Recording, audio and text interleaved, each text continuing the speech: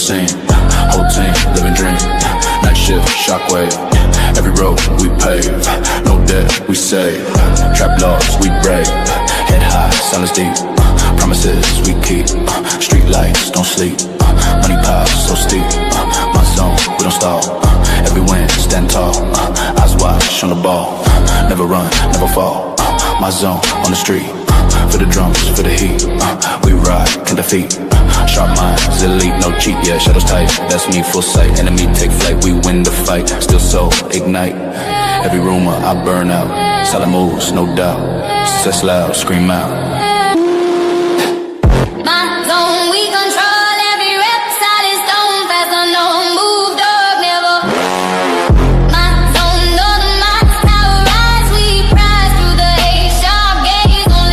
No lies.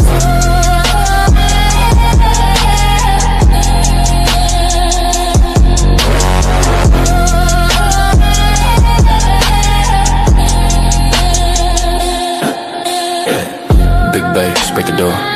One less, we take more. Every loss, settle score. Next level, hardcore will. Spin tires loud. No fear, stand proud. We live uncout. My gang too loud. Midnight, same breed. No greed, just speed. Every word I heed. Trap on, strong seed. Strong will, steady plan. Street law, understand. All moves in demand. Respect my land. My zone, my sector, my game, my vector. We don't go every step, solid gold, fast, hard, ice cold, move smart, never told. My zone, no disguise, movie rise through the smoke, sharp eyes, we on the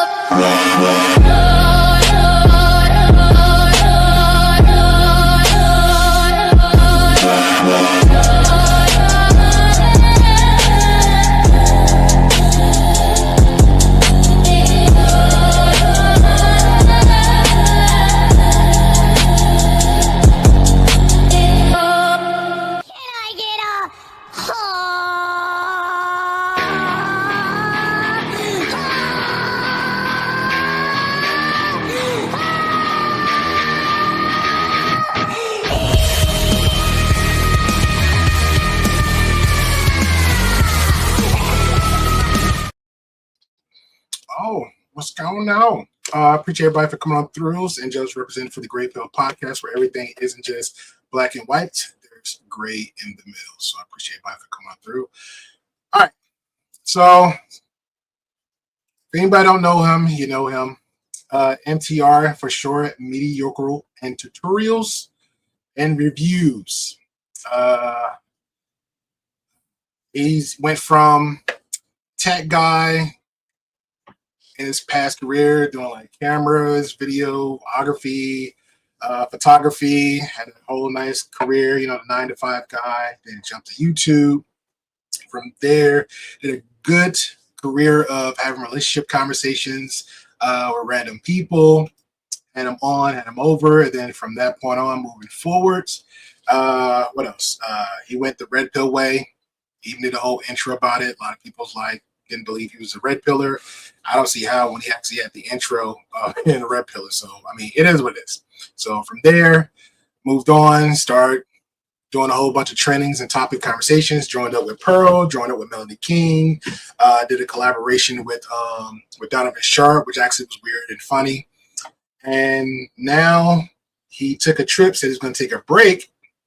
From taking a break, he went and did a video saying that he was in Thailand, which is very odd. You know, I don't know if MTR actually been outside the country before, actually really traveled outside the states, you know, to other places like Mexico, Italy, Philippines, Bali, Cambodia, and just to name a few, Africa. Shout out to O'Shea Jackson out there. And I just felt like, why would you just go straight to Thailand? Like, I don't know. But for some reason, he went to Thailand, had some conversations about it, and now I feel like he's going that passport bro route. That's just my opinion. I feel like he's going that passport bro route. Everything he's saying is like the talking points of passport bros. A lot of conversations he's saying like he's just like, oh wow, people is doing really good. Oh, people sounding nice. The women here is very feminine. I don't get this from other places. I'm like, So nobody ever been nice to you before in another country, in your state, in your area, in your town. Nobody ever been polite to you. All the women that you had in your platform, and they never been was polite and never been quote unquote submissive. None of that ever happens. Okay, so we're gonna give some little context of the conversation, and we're gonna get straight to it. Here we go. Mediocre tutorials and reviews. I also made it a point to talk less about myself and the things that I'm doing within my personal life, because I got to a stage of popularity, and I realized this around 2023, and it circled its ugly head again around in 2024. But I realized in 2023, you know, I had 3 different collaborations. Okay. I had three different collaborations, all with women. I don't think I should name their names right now.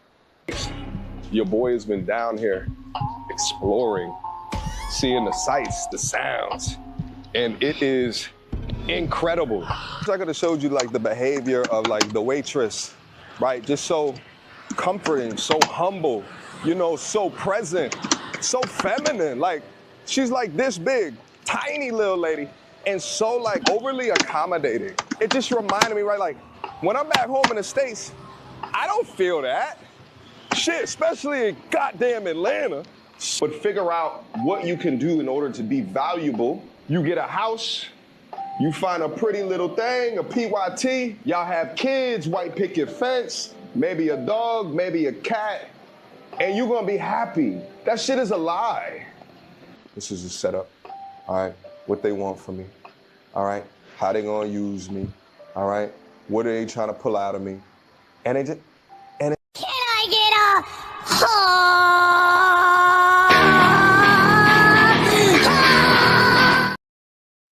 All right, so there we are with the context of the conversation we're going to be having tonight. So, and I greet you 100%, Pierre. Appreciate you coming on through, man. Says they have to be nice. They're getting paid. They have to be nice. They're getting paid. That was on the money. That was so on the money. All right, let's go on through MTR journey. Let's go to his journey. See what's going on here. All right. So again, so he was talking about 3 weeks ago. It's like, hey, I'm out. Have a whole conversation about this. I'm not gonna play that video, but this is pretty much what I put in the conversation 3 weeks ago when he had the talk. I thought it was very odd. Am I up there? Unless did he remove it? Unless there's a second video.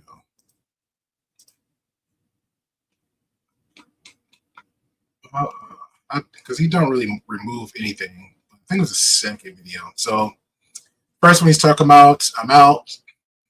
Now I had to leave. So we get to that one. Then we're running all down from all the way to the very end. Get your passports. They seem very excited about it.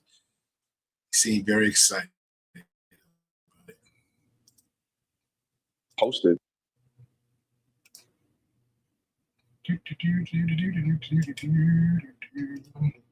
on the channel in this. What's that? His shoulders look very relaxed. What's going on? I mean, you know, he's on vacation. He's on vacation.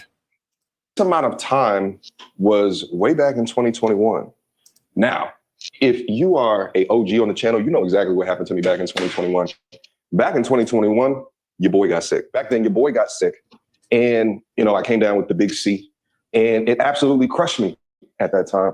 It crushed me. I ended up having to get surgery literally the very next day because of how fast and aggressive that what I had was.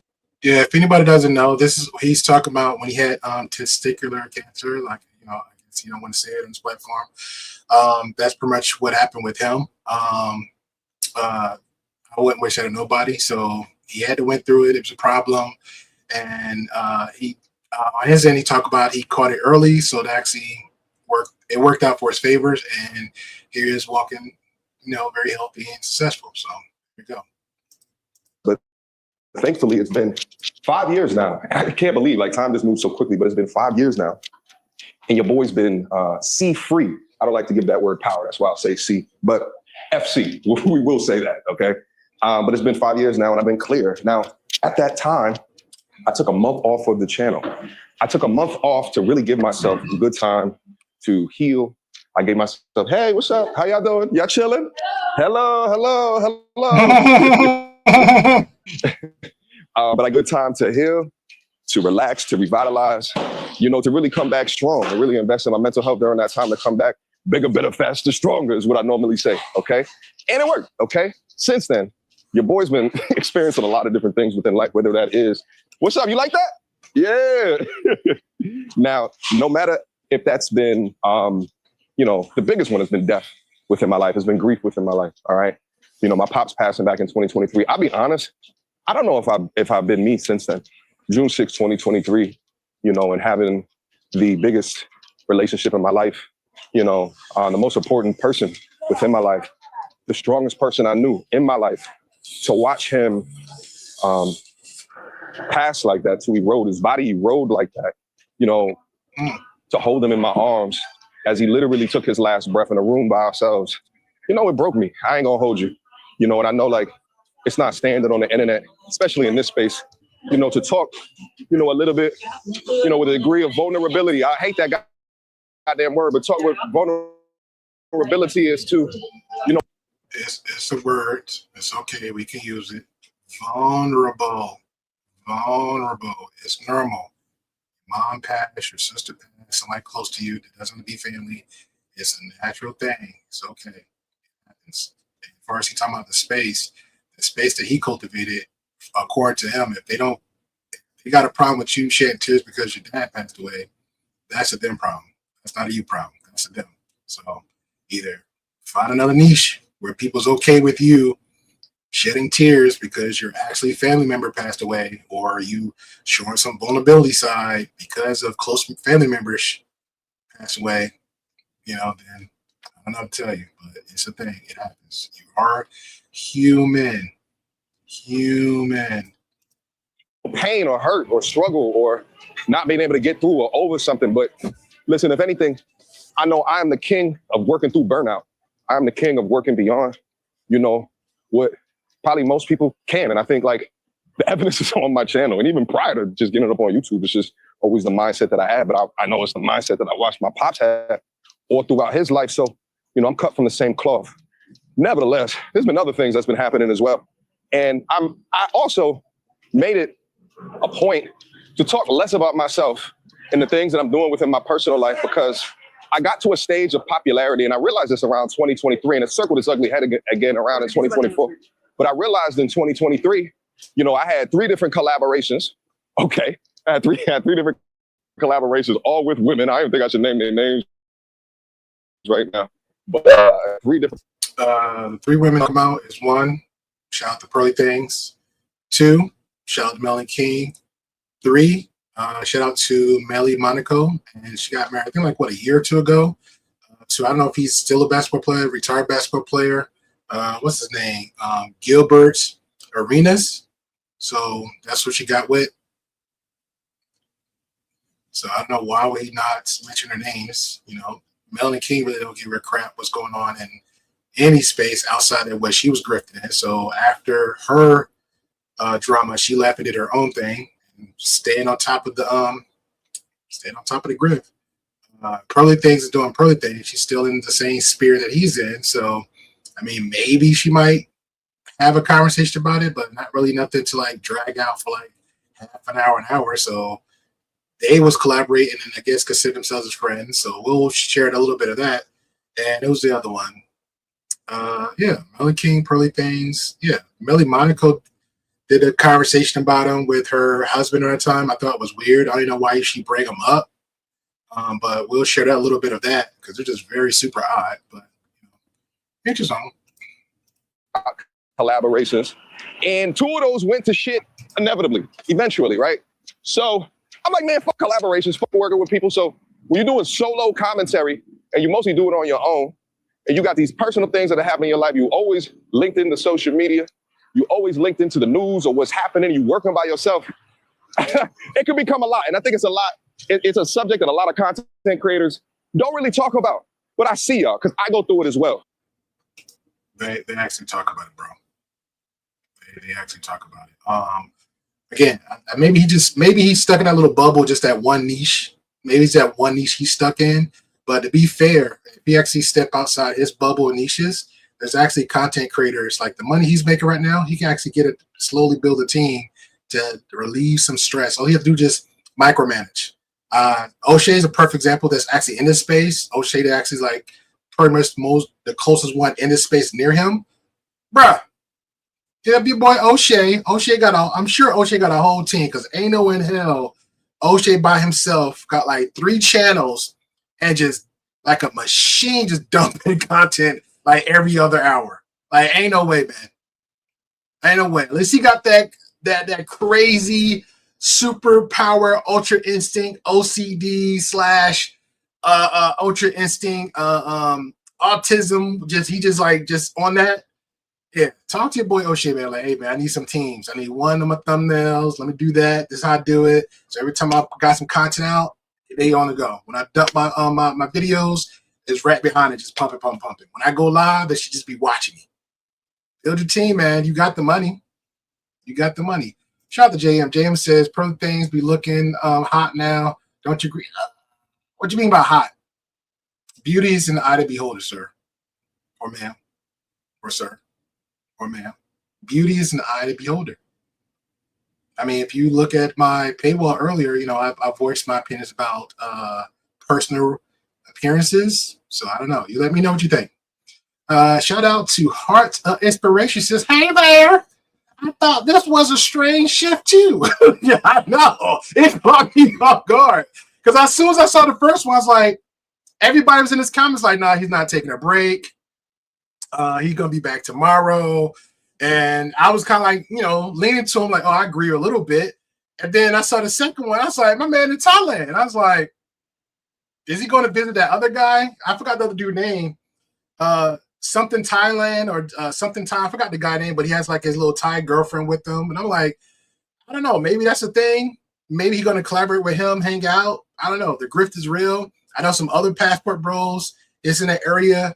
But I'm like, should MTR do that with the passport bros? Because, and no respect to MTR, but like, that would be so dumb of a narrative to go, especially the conversation and content you do. Because if you're talking about relationships and you're talking about goals and expectations, I would really more focus on that expat life versus the quote unquote passport bros. Because all they're doing is stamping that passport and keep it moving. At least with expat, not saying passport bro, you ain't learning anything, but at least with expat, they're grounded. They are so grounded and got a real foundation. You can sit and conversate with them and they come off very authentic and very genuine. So I don't know. Maybe it's like the clickbait. Maybe it's a clickbait. I have no clue. But it came off very, very strange with me. Shout out to mine. Chaos Bruce said, "Hey, we got a great pill." It was going to you, man. Final 2 thoughts. Said, like, she lost weight and I think she has gone onto gym. That's good. I'm glad probably things going to the gym. That's what you're supposed to do. That's what you're supposed to do. Go to the gym, go get your thing, do your thing. Shout out to Alicia. Says, "Great pill with the heart." Hey,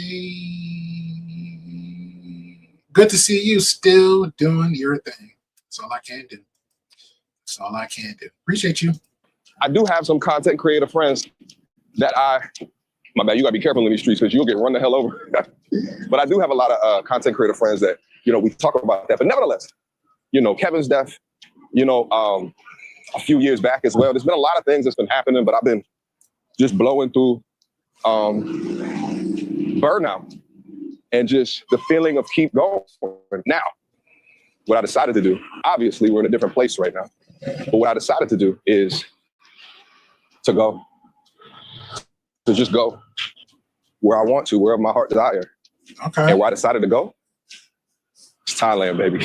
So for the past 2 weeks on the channel, well, not on the channel, but for the past 2 weeks, your boy has been down here exploring, seeing the sights, the sounds, and it is incredible.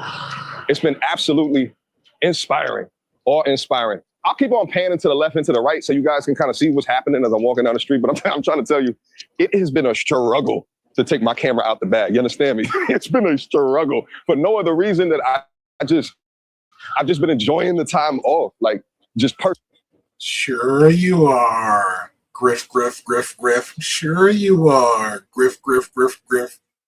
Sure you are. personal to myself, you know, and this is a solo trip.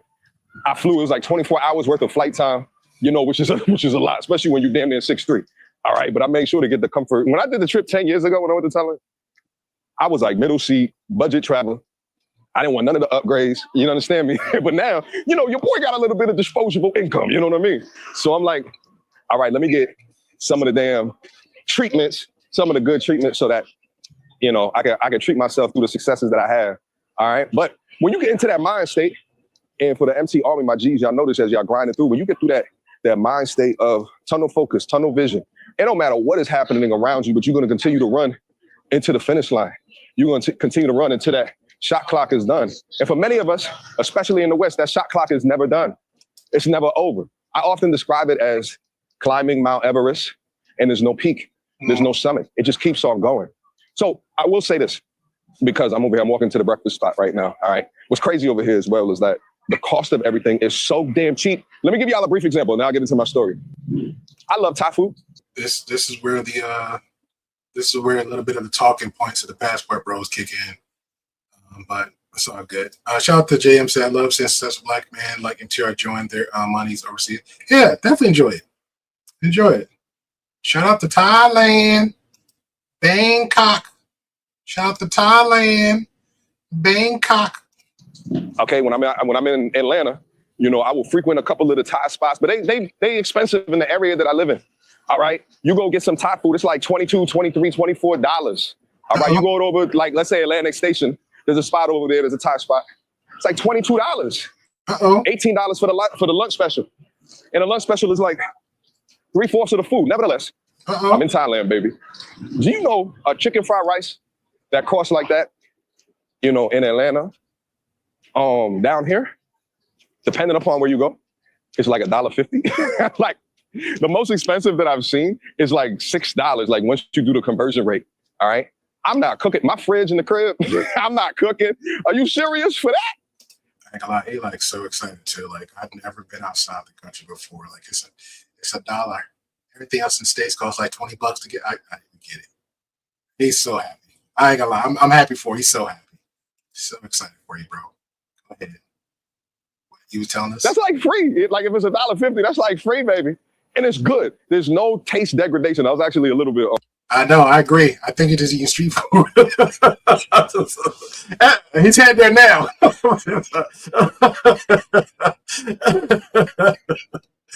Oh, snap. Concern when I got there. I was like, man, is the Thai food in Thailand gonna be just as good? But I was like, but it's where it's from. It's gotta be just as good. But will it be just as good for the price? Yes. You're getting banged over the head over here in the States. Hey, listen, I'm from New York. I know Chinese food, Thai food. It don't cost like that, you know, at the bodega, you know, where they got the mom and pop spots on the corner. I understand that, but I'm just saying where I'm at in Atlanta right now. You know what I mean? But taking advantage of. Hold up, he's saying one is more pricey than the other one. New York got just as much as pricey food there, and just like in Atlanta. Yeah, they got the same prices in Atlanta. Like Atlanta prices is high.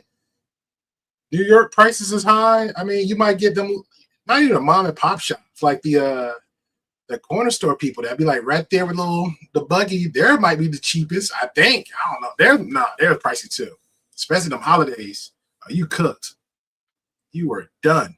So I don't know, man. That purchasing parity is one of the many reasons that I'm so much enjoying myself out here. And for the first couple of days, I really couldn't conceptualize why. I couldn't figure out, like, why is it, you know what I'm saying, that having not to think about, you know, the crazy prices of like milk and cheese and eggs, or like going out and you spending $50. Like, I think logically, it makes sense. It's like, okay, there's a little bit of an ease of oppression. Hey, low-key, I'm not hating. I really not hating on this one, but when he said that, I'm not gonna lie, like the milk and everything is high, but I haven't drunk actual milk in like years. I either have like soy milk and I either have like the vanilla or chocolate flavor. They will last like, what, a month or two. So even if I'm paying, let's say, what, $3 to $5 for like a half a gallon of soy milk, it's lasting like a month. So I'm not even really like feel like I'm wasting money. Two, because he's in the South, I'm in the South too. I don't know what kind of friends or not friends he got, but hey, anybody in from the South, especially the ones in the country, you got like them country kin folks, they got the chickens and the cows and all this other good stuff. So all my eggs I've been getting ever since like what, maybe 2018. I've been getting eggs for free. So what's that old saying? It's not how many people you know, is who you know. So I feel mad blessed. Like, hey, we doing it. Hey, do you want some these cabbages? Like, sure, I'll take some free cabbage. You want some collard? Yeah, sure. You know, auntie, I'll take some cabbages. Let me go ahead and cut them up, put them in the bag, throw them in the freezer for later. Oh, you want? Oh, I'll take some. I think it was like I had helping a friend out with something the other day. It was like they had like a whole mess of quarter legs. A year before that, it was like boxes of chicken. I said, oh man, I'm just feeling blessed. Let me go ahead and chop these up, clean a little bit. Let me go ahead and portion them out in the bags, put them in the freezer. I'm good to go. So there you go. Shall just say you don't drink protein drinks. No, currently no. Back in the day when I was on my fitness journey, I used to. Like I would have like I guess a protein shake, I guess, but I really wasn't big on the protein. I was just more like because I would naturally do it because I got when you get older, most of us we gain weight. So I knew I was gaining weight. So I would just like did more cardio and then did some weight training. And then as far as my diet would go, would be a little bit of like protein healthy meals along with like brown rice and stir-fried veggies and stuff like that. So that's pretty much was like my diet intake. And plus I would burn like I'm like I joke around about it, but I would say like I was like a natural Wolverine. So I'm always like natural hot. Like anybody actually like met me and I'm talking about like, shout out to the ladies. But I was always naturally hot. So I didn't really like wear coats and stuff like that. I wear something like a extra layer and that was it. So I don't know. But yeah, I never really did the whole protein drinks per se. Like I had maybe one tuna smoothie, but other than that, I prefer like the fruit vegetable smoothies, like sometimes with some kale and some spinach stuff like that, and that's pretty much it. But nothing really for us to shakes. I didn't really need the protein. You're getting up to be a big boy. So what says it, Jay? You have to still slide them some days, Lars, even if they give it up for one for free. I don't know what the hell that means. I'm going to skip that one. I'm lost with that one. Sure. But it goes beyond that. Okay, let me tell you a quick story. So one of my content creator friends, all right, one of my buddies, you know, I'll say his name because I don't think that he gives a shit. But Four Man's Podcast, shout out my guy. I'll leave a link to his channel down in the description box down below. Fantastic content creator, really good friend of mine. We got copyright music, walk faster. This morning, and he was like, hey, yo, what's up, pimp? Like, I ain't seen you on the channel in a little while, right? All right. I ain't seen you on the channel in a little while. What's up? You good? Like, and we need those check-ins as men from time to time. And I'm like, yeah, bro, I'm good. Like I've been in, you know, I've been in over here in the East for a little while now. Like, you know, I'm just taking a little bit of time away from the channel. And actually I had a video prepared to tell, you know, the channel that I wasn't going to be available, but I'd never posted it because I actually have another announcement, but that is not ready yet. So I was like, yo, let's just hold off. So, but anyway, so he's like, so how is it? Right. And I'm like, yo, I started to say a bunch of things, and those things really don't matter for the reason I'm telling this story. But after speaking with him, I came to the conclusion that the reason that it's so important and that it matters so much is in thinking about everything that I've been saying, being on this roller coaster of action. That's a West problem. That's a states problem, a United States. That's a in love with capitalism problem. Let me tell you something. All right, I'm gonna try to. Wait, no, hold on, I don't want to get hit. Hold up. So MTR is not a capitalist? I'm lost. MTR is not a capitalist. He does content. He's full. He left his own 9-to-5 job. We get the 401k and all the good stuff and insurance and the benefits. He left that because I think he did a video a while ago saying like what he left the 100k something job and to do YouTube full time, and then everything he's capitalizing off is pretty much us. I'm reacting to him. So, hey, shout out to you, getting views and all that good stuff. And then all his viewers, and from his viewers, his Patreon, with super chats and other stuff, then collaborations with, you know. So, isn't he capitalizing? What do you say, Jay? Jay said they all left 100K. Yeah, according to them, he left a 100K job. Somebody else left a 100K job. Everybody left. I think the only person who didn't. I don't know. I can't say that O'Shea because I think O'Shea had the conversation, but all his old videos just dust in the wind. Dust in the wind. Oh, and Todd too? Nah, he got his daddy's money. That was his daddy's money. His daddy passed away. He got that little chump change, and now he like, woohoo, I'm a millionaire. Nah, my guy. He was going up. Myron Fresh. Yeah. Nah, at least with Fresh, we know he was broke. We know he was broke. Like, he was a 9-to-5 guy. Myron, allegedly, because the job he was doing, I have friends that do that. And I'm like, bro, you probably was either a per diem or a contract. Shiesty Bum says Passport Bro still promoting that Predator. It seems like he's becoming a Passport Bro. I mean, this is his words, so we getting into it. We don't know. We getting there, but he's saying, shout out to you, Big. He's saying, so we're about to see. Gotta let the man speak for himself, but now he's talking about capitalism. So I'm like, yeah, but aren't you a capitalist? What's not wrong with it? But isn't that, if he's saying that's what the Western mind said and what he is, therefore they are, so we all like that. Okay, I get it. I get it. This is about the only negative. Like, hold on, let me show y'all what I'm dealing with. We're gonna come back. All right. We're gonna try to cross. Wait, hold on. This is about the only negative in dealing with this place is the goddamn traffic. You from New York, baby? Signs. You from New York? Pure chaos and pandemonium. but consequently, like nothing. The internet, everything out here is fast as fuck. That's lightweight traffic. Like the infrastructure of what matters, is built up fine. Hey, look at this traffic. Anybody from New York or upstate in these major cities? This is lightweight traffic. Man, we be sitting there dancing through stuff like this. This is lightweight traffic. This is lightweight. Right.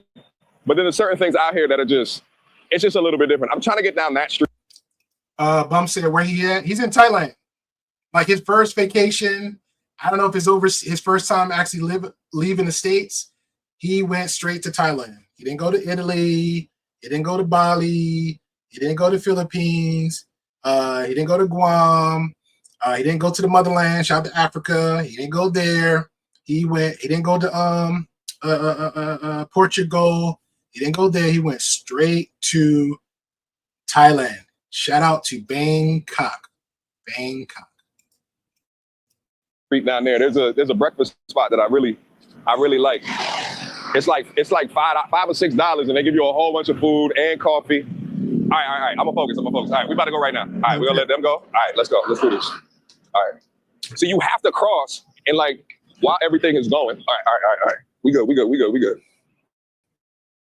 All right.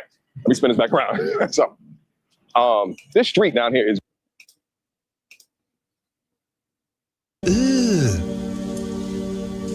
Brother,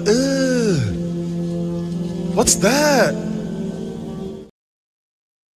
I didn't say it. Beautiful, by the way. Like, I don't know, Phuket has like this, by the way, if you're not familiar with Phuket, it's like a beach town, all right? Maybe like 100, 150 meters from, you see these chicks I'm gonna get to the girls here in a second. But it's about 150 meters from the beach, and it's just beautiful. It's gorgeous. You know what I'm saying? And it's funny because like down here, to them, this is a trash beach. But you gotta say, I'm from New York. Like I grew up on Jones Beach, baby. Like to Jones Beach, this shit is magical. Okay. So, but anyway, to conclude the story. So, it's a West problem. It's a US problem. I think back to when I came down to Atlanta, okay, end of 2022. And I've never been a materialistic guy. I really don't give a F about brands at all. And I've never been clued in like my man with the I don't know if it's designer shades on, but the man with like the two-tone shades on and the chain around his neck. But okay. Oh, okay. Like that. And when I got down to Atlanta, like my car, for instance, 2011 two-door Ultima. Hey. 2011 two-door. Hello. How y'all doing? Y'all good? Y'all good? Hello. Say hi. Hello. That's another thing. The Thai people are they're wonderful. They laugh. They joke. Right, like I be saying shit. Sometimes I be walking in to some of these restaurants and saying shit. It's about 86 degrees up here, by the way. I be saying shit and they just start laughing. And I'm like, I wasn't even trying to be funny.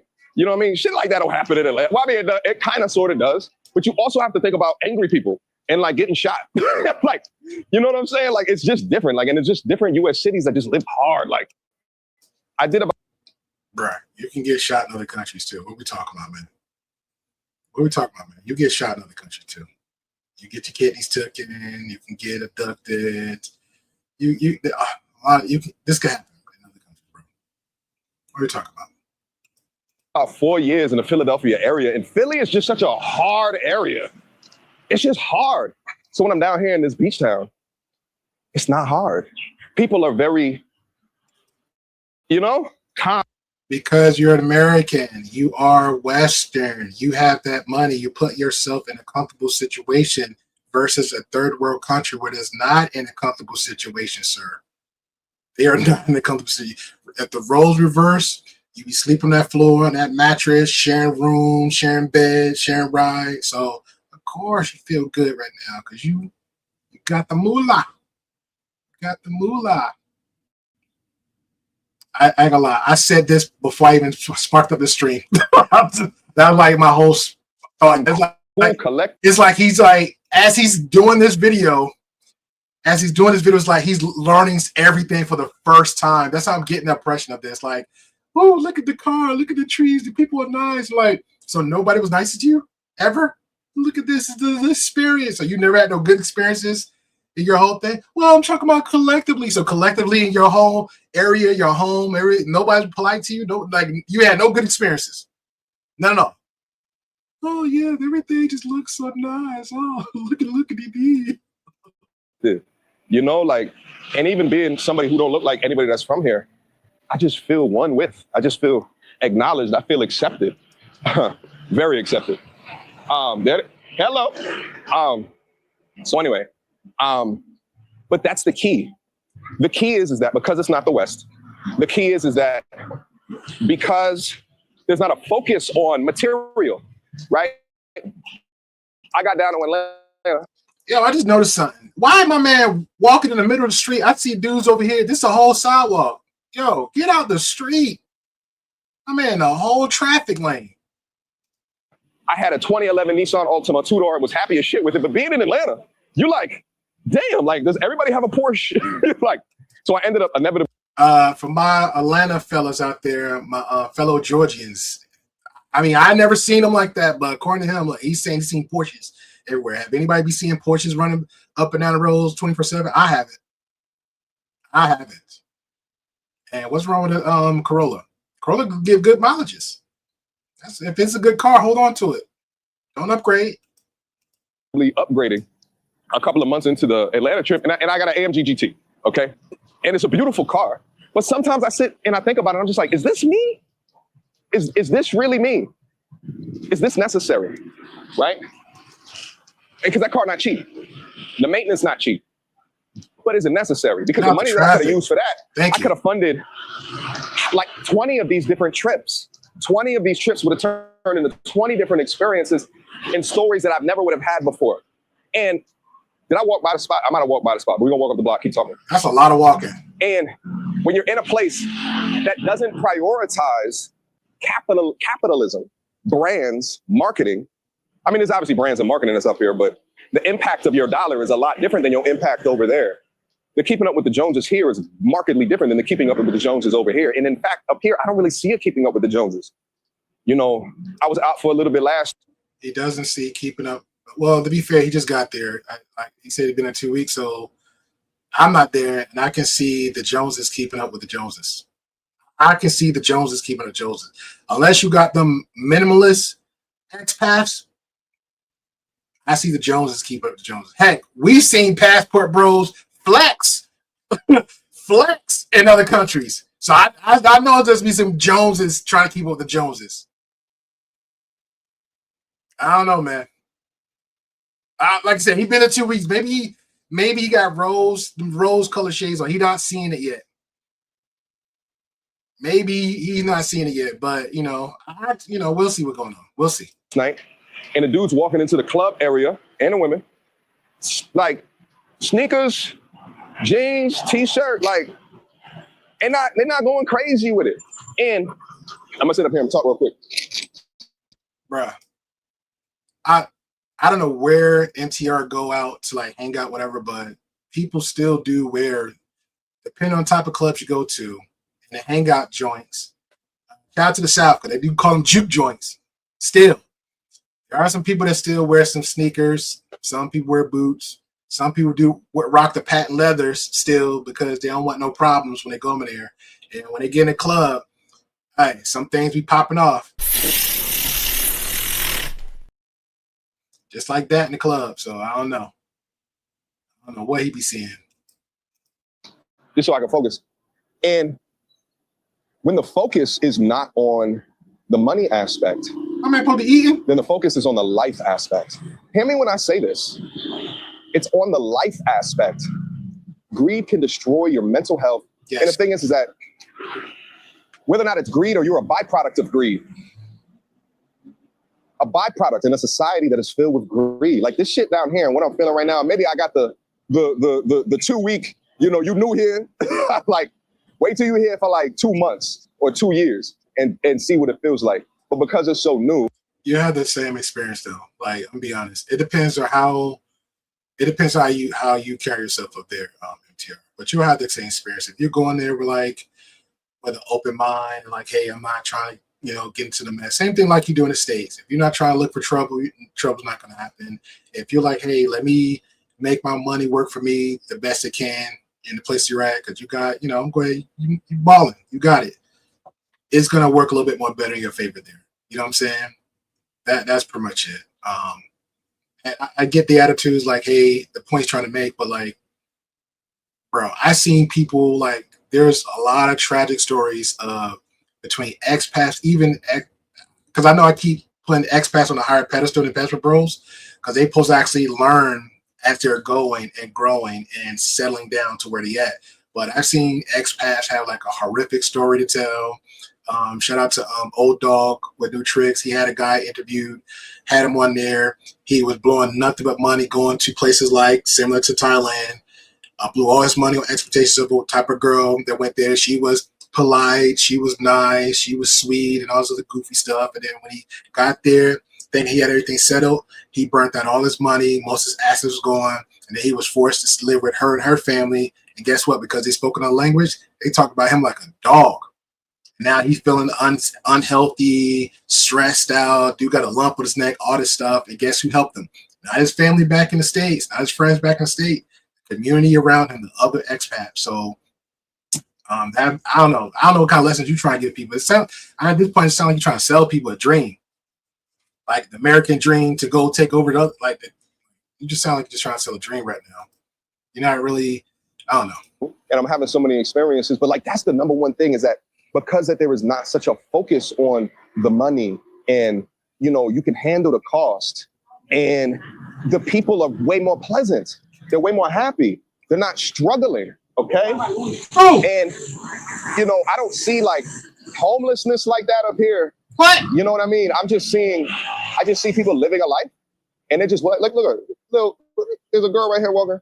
Hold on, let me spin it around. She coming out, you can't really see her like that. But she's got a t-shirt, long t-shirt, and some pants on. Like, that's what they're doing. Let me see. Nigga, I got a t-shirt. I got a t-shirt on. I'm in the States. Just walking, just live a life.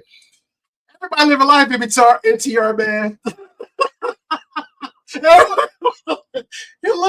Look, everybody. She just just living life. Oh God, you know what? I'm on a save mission. We gotta save MTR, man. MTR got his army. He's trying to save them. We gotta save MTR, man. He going. I don't know. He going a whole different direction. I don't know where he going. Like little shorts. It's not like they're not trying super hard to like impress or anything like that. So when it's not that focus on that, and you remove the imagery, you remove the branding, you remove the MTR. Who else doing that in the States? Like who? Like name some people. Name regular people. MTR. Like name regular people, because this ain't no different. Name regular people. You're like, hey man, everybody in the States, they capitalize. They just going for stuff every time I see them. This, I ain't gonna lie, this moment, this is a parasocial thing going on right here. This is a perfect example of parasocial behavior. Marketing, and you just have the person. You just have the person. And I think there's a lot to be said within that. Last night, well, I was out and I signed up for a gym. Like it's been a lot of fun that I've been having, a lot of debauchery. And I'm like, fuck it, I gotta join the gym. Join the gym. All right. And it's not too far. It's walking distance away from where I'm staying at right now. Walk what you're doing now. And they also have fight classes, like Muay Thai classes. I don't really do Muay Thai. I don't do Muay Thai at all. It's my first time really in a Muay Thai class. You know, I do boxing recreationally, but Muay Thai is completely different. But nevertheless, so I do the boxing. I'm sitting over here. I do the weightlifting, right, for a little bit, maybe like 30, 45 minutes. And then I had to run up to the Muay Thai class. Okay. And I'm sitting in a Muay Thai class, and there's a big glass window. And the glass window looks out towards the ocean. So as I'm sitting in this Muay Thai class, I'm watching the sky turn pink. Okay. All right. While I'm throwing punches and kicks on a bag of a class full of other people. It was one of the most beautiful sights, and then also realizations in that the shit that I've been sold, that I've been working so hard for, the image of good life in the West, it's fucked up. Shit, that image is marketing. Bruh. All right. I'm gonna paint the same picture, but this something actually happened. I'm not saying he lying. This something actually happened. I remember one day in the South, in the country, all the woods. I don't hear Pete. Very different from the city, but you know what I'm saying? Shout out to the city because that keep you going. That keep you on your toes in the city. And I remember one day I just happened to walk out my door, look up, and I see the sun glistening on one side, and the right side I feel the breeze, and it's just nice and quiet. I said, oh, this is a perfect one right here. So that same experience he had, I had the same experience in Epiphany where I was at. I was in the States. Now, let's just say we're in a city. So people in the city have the same perspective. Sometimes they have their weekends off. Sometimes they have long vacations. Sometimes people are like, hey, let me just go to a park and kick my feet up and just look up at the sky. Maybe the same sun he's looking at, because, you know, I don't know, maybe there's another different sun on his way. Let me just look up and just kumbaya. Kumbaya. But I don't know. He's telling us, from what I'm hearing, it seems like, I guess the general statement is it never happens in the States. It never happens in the States. But let's continue. Image is to keep you there, paying the taxes to make their pockets fatter, to make their pockets deeper. But are you really happy?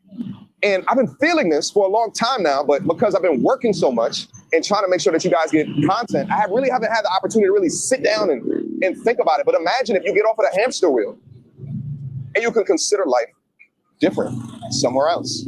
So anyway, I'm gonna stop the video right. Yeah, but what? Okay, he's about to end it. But what perspective? Like, he didn't have, like, dude, you didn't have this perspective because you left your whole 9-to-5 job, the one you was talking about, capitalism and the man and all of the good stuff. You left that whole career job, 100K plus. You left that job and went full time with YouTube. So you didn't have any of that reckoning during that time. Like, I'm lost with that one. So then while you was doing, before you left, you was doing, your whole career was on YouTube. The first couple of years you was showing tech, cameras, all this other stuff. And then you shifted over to, being the red pillar, which I don't know why, what's up with your red pill army or whoever, and the people that support you, swearing up and down, MTR, not a red pill. Like, dude, his literally intro is a red pill introduction. If that don't scream red pill, I don't know what is. Look at the blood capsules and all. Dude, so you're telling me you didn't have that perspective then when you transitioned to YouTube? And then why are you working as a content creator and you seeing the benefits from that and the perks, and you're working a full-time job and your start transition over? You didn't have that perspective? So nothing clicked for you. So you were still on that Western capitalist, get it, grind money, let me get it mindset. Huh? I'm lost with this. So he goes on, but I want to go to the this video. So he's pretty much done with that. So he mentioned about three women he was talking about that he didn't want to mention. So we can go ahead and talk about these three women he didn't want to mention. You know, so one of them, my best friend Pearl. My best friend Pearl. So this is when around this time he flies to the UK to collab with Pearl.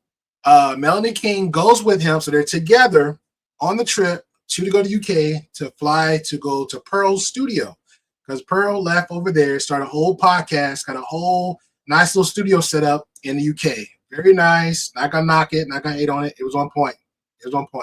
So while she's doing her thing and blowing up and doing everything else, for some reason, a lot of stuff came out by Pearl way before MTR, way before Melanie King decided to come over there. But for some reason, MTR and Melanie King decided to go there anyway and do their thing. But what was it? Let me show this one first, because it's kind of give you like a good idea of it. Where's Melanie King face? Okay. So this was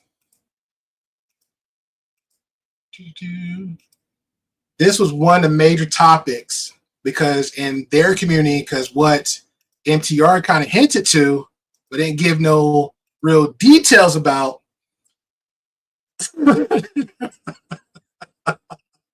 So one of the stuff that was going on, he kind of touched on, but he didn't really get to. The conversations they was having on Pearl's platform became about a race topic, then about dating stuff that's going on, and then a little bit off the podcast. MTR was hanging out with the family, with Pearl's family. She invited him to the family. He met her sister, one of her sisters. You know, there's an image. I was looking for, but I was like, I don't want to go that deep into it. But it was one where MTR was in the beach playing with Pearl and the sister. He like grabbing her legs and playing the beach, stuff like that. If I find it, I might put it on the paywall, but I don't think I might. You know, I ain't that thirsty. I ain't that petty do it. But there was a lot going on. So he was very engaging, had a whole good time with the family. So this is a little bit what he's talking about. So just lead up what Melanie King was saying and a little bit what MTR was doing. And then we're going, because this is one of the ladies he's talking about. This is one of the ladies. In terms of dating and marrying. In fact, actually, Black women are high in dating because we give up sex the most. We're for the streets. We're twerking. Book a song. Uh-oh. Let's play that again because we slow. Say, across the board, Black women are the lowest in terms of dating and marrying. In fact, actually, Black women are high in dating because we give up sex the most. We're for the streets. We're twerking. Book a song. No. I got multiple. Look at you. What the? Uh-oh. Oh, hey, get it poppin'. Get it. Hey, man, nice. Okay. Hey. We're for the streets. We're twerking. Let's move on to the next thing. I want to talk about Kevin no more. Should we even keep on finishing, or this should be the All right. No, I can refresh. Oh, we just can't talk about Kevin no more. Like his funeral. I can't talk about that. I cannot talk about that. Oh, Jesus. Okay. Just to insert a little bit, the fake tears go on. She never was at the funeral at all. She pretended on her own live stream that she was talking to, like she was trying to get in touch with Kevin. Like she was talking to somebody that was close, like she was giving out some false information. Didn't have any of that. She was pretending that she was so close to Kevin because she was around him, but never took pictures with him. So this is one of the women he's talking about. But that's one of the women. Grift Queen. Okay. I didn't have to twerk it out. You about to twerk it out? I gotta twerk it out. Wait, hold on. You about to twerk? I gotta be a boss. Well, hold on. Oh. I gotta twerk it out, guys. It's the only way to get rid of the Kevin in me. We're for the streets. We're twerking. We're doing We're doing the most. Are you gonna kiss me or no? That's just all we want to know. Is it a no? Oh,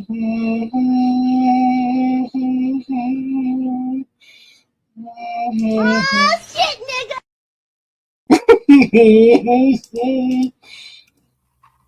Is it a no? You'd rather drink than kiss me. Is that what you're telling me? You rather drink Boone's Farm, Mad Dog 2020. MD 2020 in the building. What's up with them? You mad?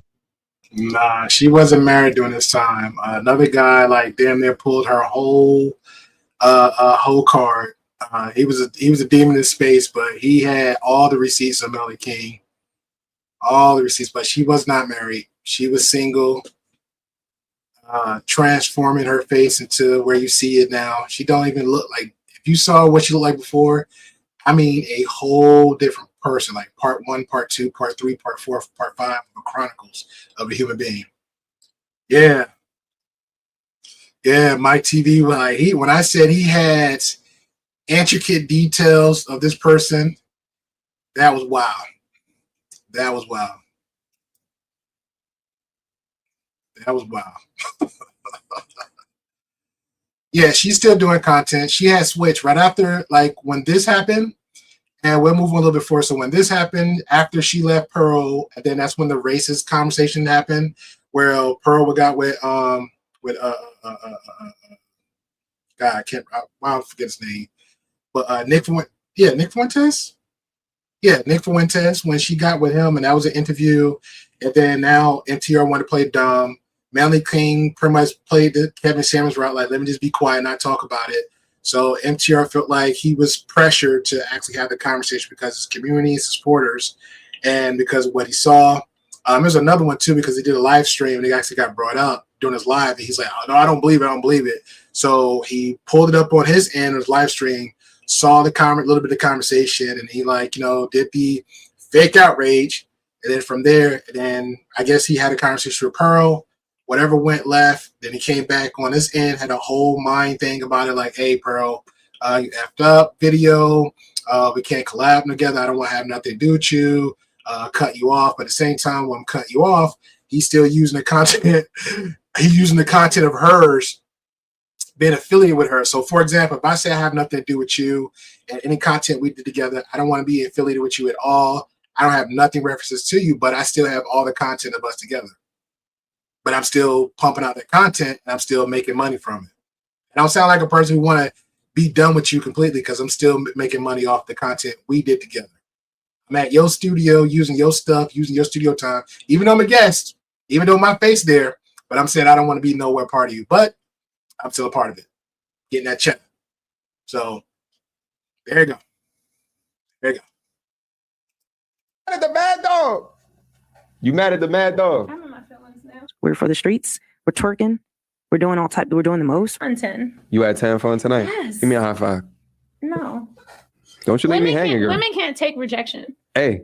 The most. We dominate rap in the culture that is very sexual, especially in the US. So a lot of men see us as easy targets to have sex with.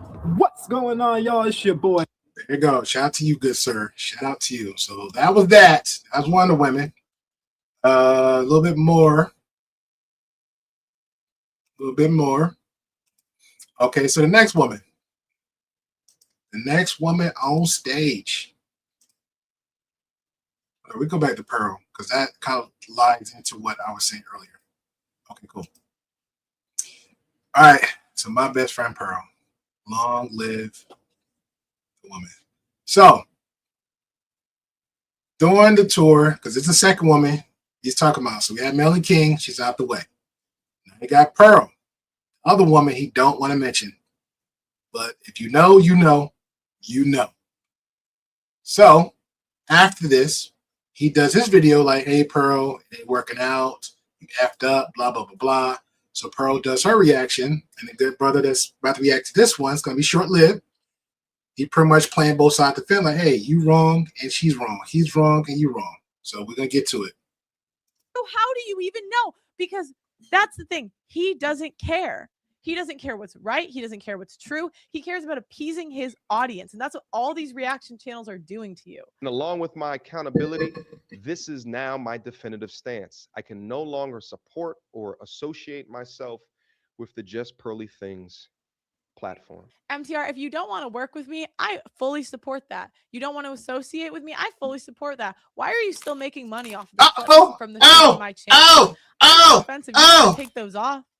Because now I certainly don't give you permission to use those because What the title say? After this video, he took down all of the JPT vids like a coward. Videos that aren't copywritten. Ooh.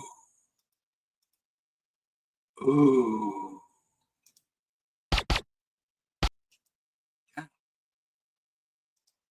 Why would I?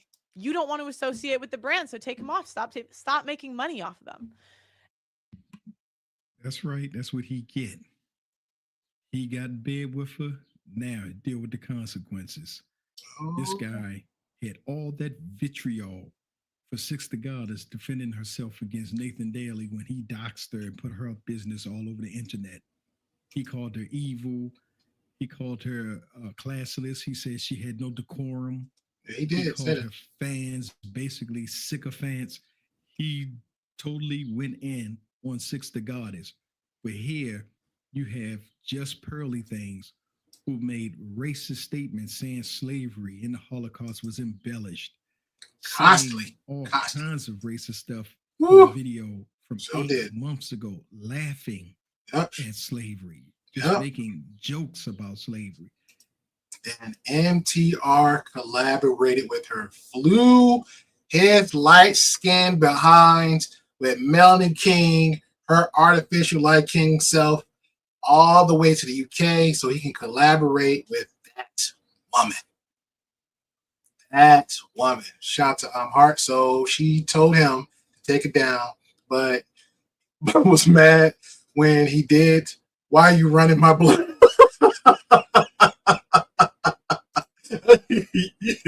It's actually more funny because if you was there, then everybody like, oh my God. But that's like, it's just like we look back like the good times. The good times. Then she laughed at this man having to have one of his testicles removed due to testicular cancer. Correct. She laughed at him. Laughed at him. Correct. Made fun of him. Correct. Her in her sick-minded editor, was his name Blessing or whatever. Yep. They laughed at MTR. Blessings was her at the time, her producer in the background that just happened to be black. So he didn't care what Pearly Thing was doing, which goes where the comments were saying earlier to MTR's first comment, which again, I'm like, MTR, are you not catching this, man? Like, are you playing aloof? Are you playing dumb for some reason? Because the same situation, especially Blessings to be black from another country, not American citizen, Pearl capitalizing off everything. Remember this the 70-30 contract deal that she had with everybody that happened to be black? No white person there. But then at the same time, MTR there collaborating everybody else, the capitalist mindset.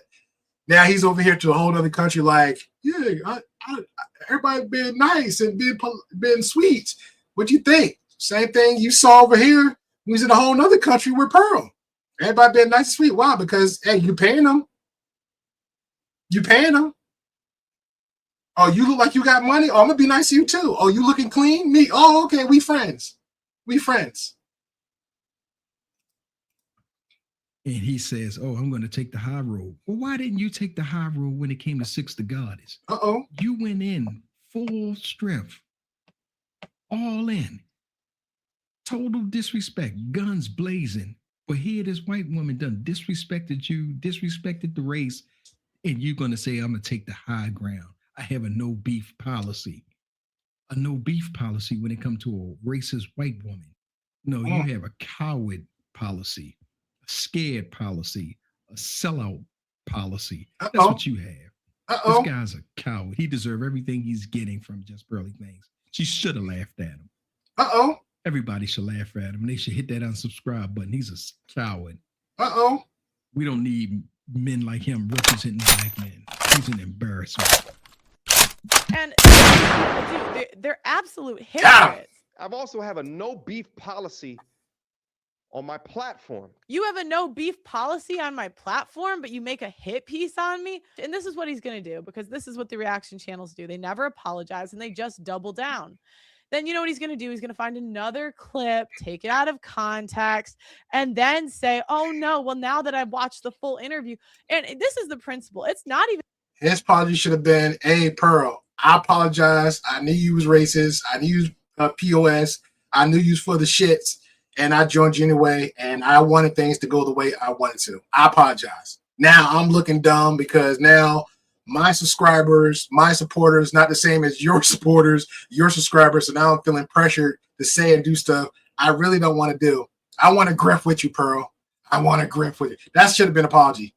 I'm sorry, Pearl. I want to grift with you. I'm down for it. I'm down for it. That's what you should have said. My bad. I messed up because I didn't see it coming. I didn't see my subscribers. I thought they were going to be cool with the collab. I got Melanie King on my side. And that he may have been offended. It's that we are grown adults and you could call me. That's true. And yet you choose to go to the internet first. That's now, true. I don't know where was honor, where was respect, and where was dignity? If someone has been kind enough to allow me into their studio, to, I even introduced you to my family. Uh-oh. Well, that's on you. You didn't have to allow it. She's in her feelings. She wanted to be romantically involved with MTR. I ain't gonna lie. I thought that too. I thought she wanted to get with MTR. Oh man, I wish I was there for that one. Man, I don't know about part of my soul, but I probably gave off the pinky toe to that one for that. Sure. Him into your studio or introduce him to your family. You should have told him what you were from the get-go if you was going to be so honest. Yeah. You should have told him about all the racist videos you made, laughing at slavery time after time. What's funny about it? Now all of a sudden you want empathy. Nobody cares. Stop it. You're not innocent in this. And neither is he. Both of y'all scumbags. Yep. To spend days shooting content with you. And then you turn around and say you can't associate with the network? What is courageous? To make a hit piece on me? To appease your audience? What's more courageous, to do that? Or to go with the narrative, what everyone's saying? And you know what? You might not say it today. You might not say it tomorrow, but you are absolutely wrong for this. You are absolutely wrong. Oh, yeah, you're wrong. You quote unquote left the manosphere, but you're still in it. Oh, yeah, and, she is. And let's talk about defamation of character. Uh-oh. So this is the thumbnail Get him, that MTR put of me. He said in quotes that, and insinuating that I said that slavery was not that bad. I did not say that. And in fact, in the clip, She actually did say that, but I got the whole full stream interview and all this stuff that she removed. But we'll let her cook. We'll let her cook. But she did say that. She did say that. Go ahead, bro. You good. You good. I said that it was horrible. The founder of, or the guy who made Root said, I wanted a myth for my people to live by. So they often, but that's what they do, is they embellish. And I'm not trying to say it wasn't horrible. It was. Right. But they want to make it like more horrible so that they can control people. Don't do that. Don't do that, Jay. Don't do that. Don't do that. Don't do that. Brother, what's that? What's that, brother? Don't do that, Jay. Don't fall for the trap. Don't fall for the trap. Well, if Alex Haley said, I want a myth for my people to live by, well, who are they that you're referring to? Because you're not referring to Alex Haley. Who are they and who do they want to control? That's the question. Who's they? Who are they that want to make it more horrible than when it was? Who are they? Alex Haley didn't say that. And Sawell made that up. There's no record of Alex Haley ever saying he wanted a myth for his people to live by. That has never been substantiated. There's no recording or anything of that being said by Alex Haley. So you're making a false statement based on nothing. Nothing. And what was the funny part? Why did you say I'm going to get myself canceled if you didn't think it was anything wrong with what you were saying? And what was the funny part? That's what I don't get. Even Nick Fuentes said you was going to get yourself canceled. But anyway, to sum it up, Just Pearly Things is a racist and getting what she deserved. MTR is a coward and a sellout, and he's getting exactly what he deserved. And again, let's be clear. He knew who she was before he went there. playing dumb after the fact, you're still POS. Because you do this, and it's crazy too, because even with the whole ABBA situation, right? If anybody knows, you knows, I got a few streams on it. I'm going to keep making more. I just don't care. When people play this accountability tactic, like if I'll use Jedi Mike, for example, throw him on your bus, Jedi, I'm sorry. If I talk a hell of shit about Jedi Mike, then I literally spark up a stream a second after, hey man, I just want to hold myself accountable. You know, I didn't mean to do this, Jedi Mike. And then the next day do the same thing and come right back right after do another stream.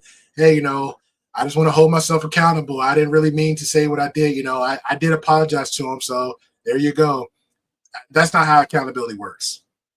That's not how accountability works. He messed up. He know he effed up. His people saw him messed up. So now he playing the shuffle game. Let me start a maneuver, clean up everything else. That's pretty much what that was. So all that what that was. You effed up, Pearl. No, dude, you knew who she was from day one. You knew. You wanted it. It was a height of moment.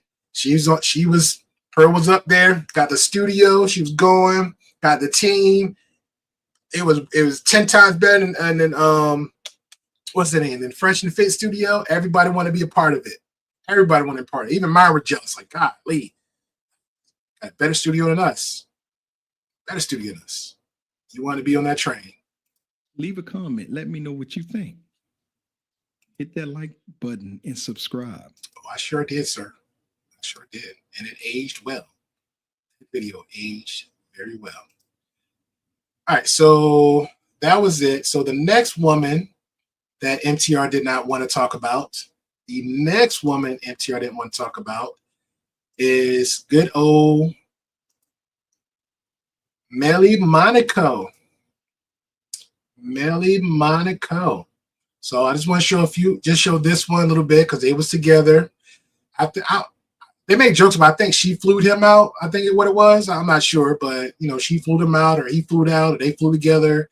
They went on a trip together, did a collab. I think she even went to his place, did the whole stream, the same thing like Melanie King, but unfortunately she didn't twerk. Sorry, fellas, she didn't twerk in his house. She kept it very cordial. She held it down. On this one, everybody's joke with, you know, kind of like throwing strays at MTR, like, hey man, you looking kind of like super sussy. You're not trying to flirt with, you're not doing whatever. So, you know, I'll play a little bit, just, you know, just for the context. Just for the context. But let's get to this one too, because there's another one who's also at Pearly Things, doing little cooking things too. But again, everybody see who Pearly Things, how she is. Everybody see who she is, how she is, and all that good stuff. But she was part of the team.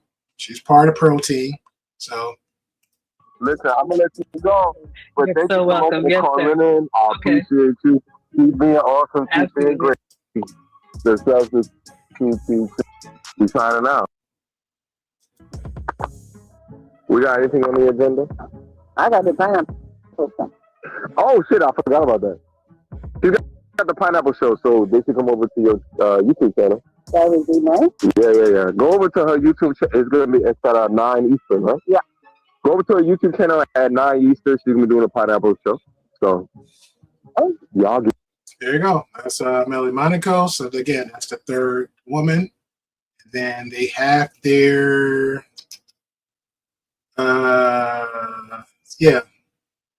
they're married. She's married now, but she's still going by Melly Monaco. That's what they call it for as. Jay says, whatever happened to the Negroes under pearls like King Rich's? King Rich is doing his own channel. That old lady that was there, she left. She's not, I don't know where she's at. She's just gone. She living life wherever that is. Everybody surrounding her left. Even that Italian girl that Nick Fuentes argued with, that was a friend of Pearl's. I guess like she's part of the volleyball team. She did an interview with somebody else. She don't deal with Pearl. The only person that kind of like the black dude that actually did his quote unquote exposure, he was like a hypocrite too. He got his own channel. He'll do a little bit of content. Who else is left? It was two other women. It was one that was there, and she's going doing her own thing. The producer, I forgot what his name is. He's not there, but they still keep in contact. But if he get his green card or whatever, he's running back. Who else? Who else? Yeah, everybody's pretty much out.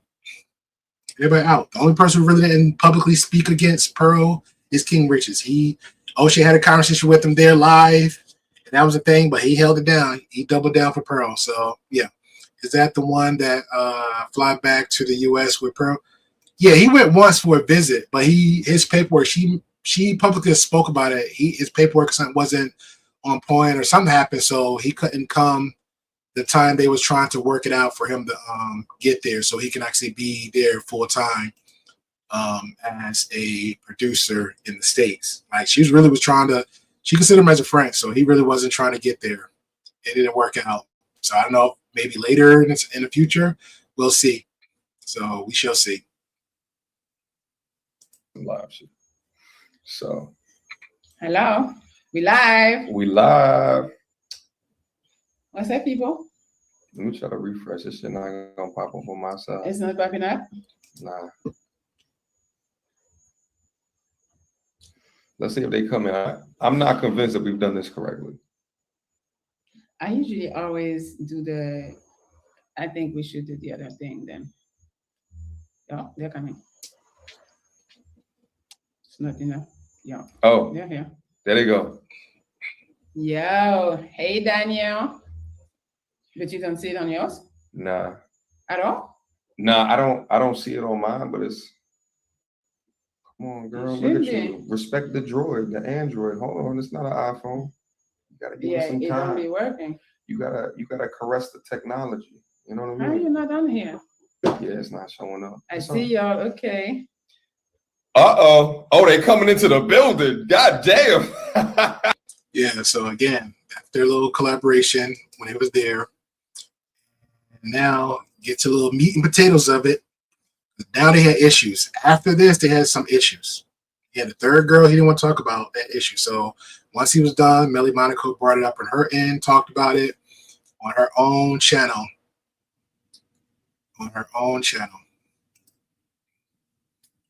So I'm gonna touch bases on here a little bit.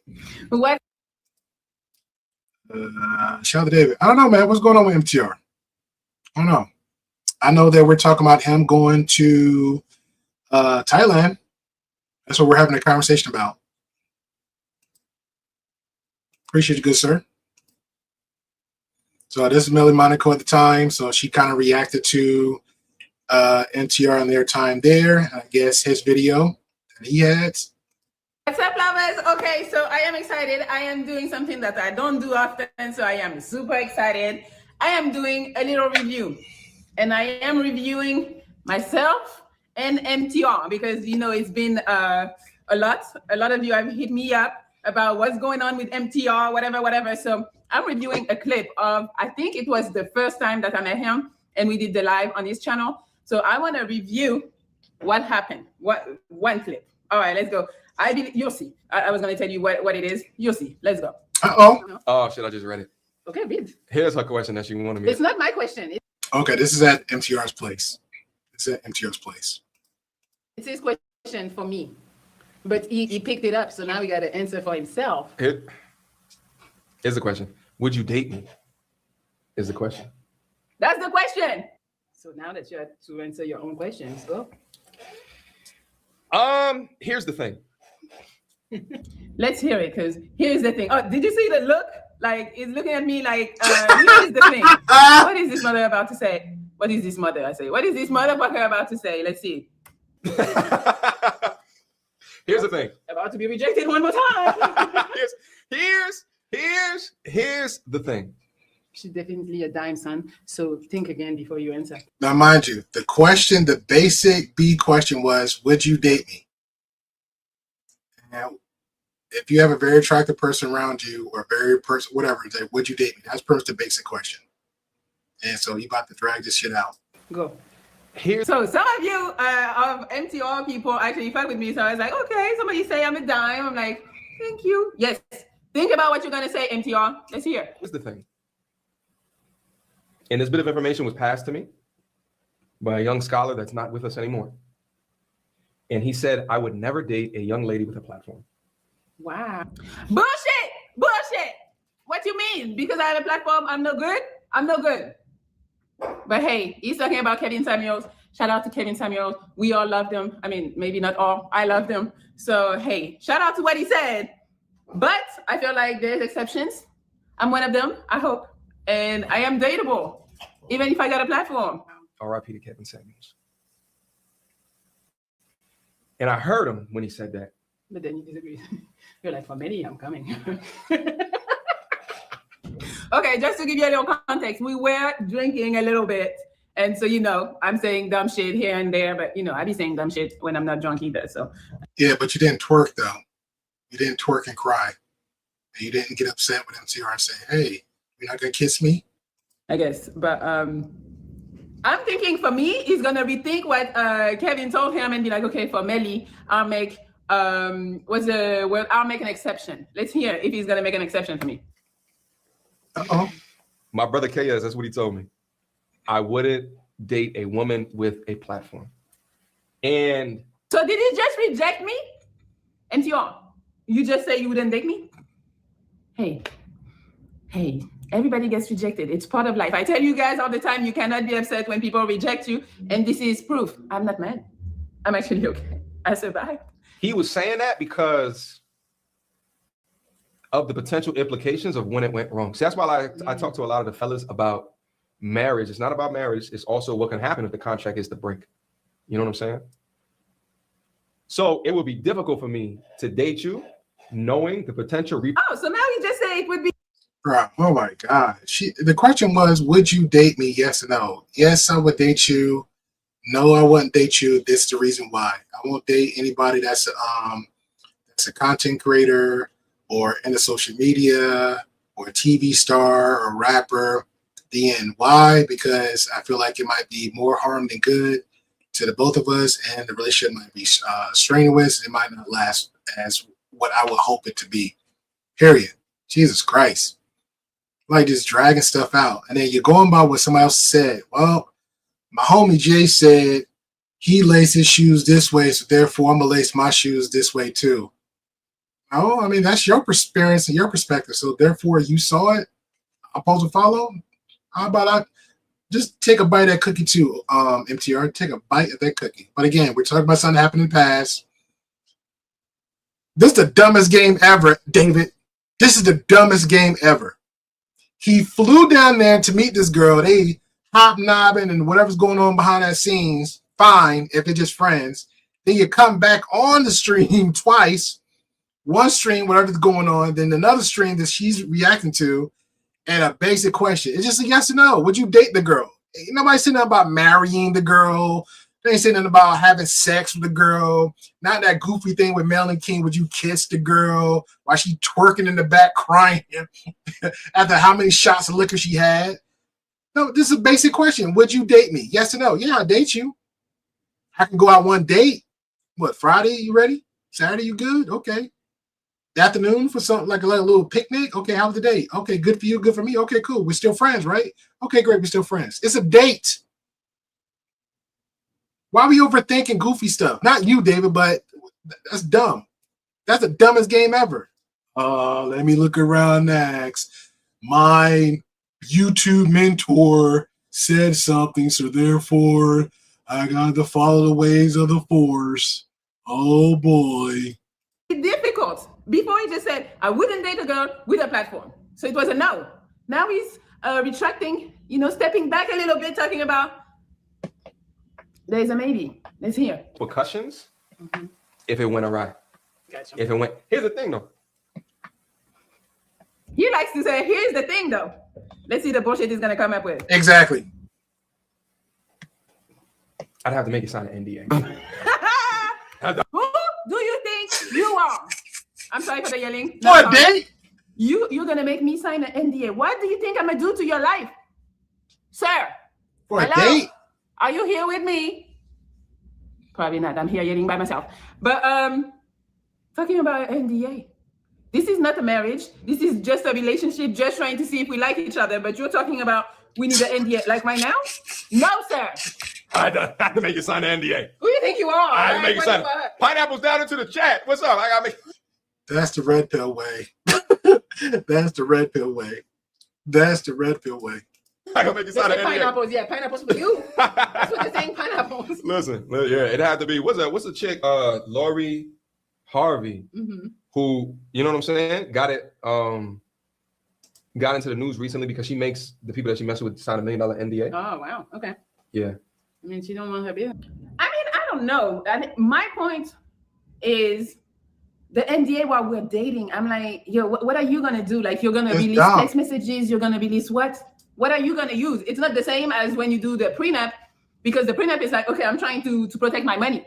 I know he's talking about protecting your brand, but I'm like, I'm gonna destroy your brand with what? Text messages? Stop. Like, we can communicate, and I think if you are a good judge of character, as you say you are, Mr. MTR, you should know that I'm not that type of woman. You should know that I'm not gonna go and do some dumb shit because me and you didn't work out, or because you did me wrong. Like, me, when somebody does me wrong, I'm just done. I'm silent. Like, it's just, you'll never. Shout out to her. And MTR, that's wow. He said, I need you to sign an NDA in the first date. It's obvious MTR finds her attractive, but he seems scared for some reason.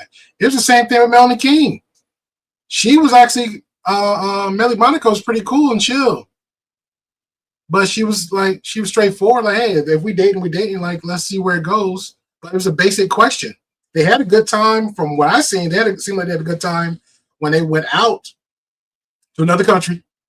Let's stay focused. He was out in somewhere else, another country, having a good time with her, you know. And then now he had another woman throwing herself, Melanie King, at him.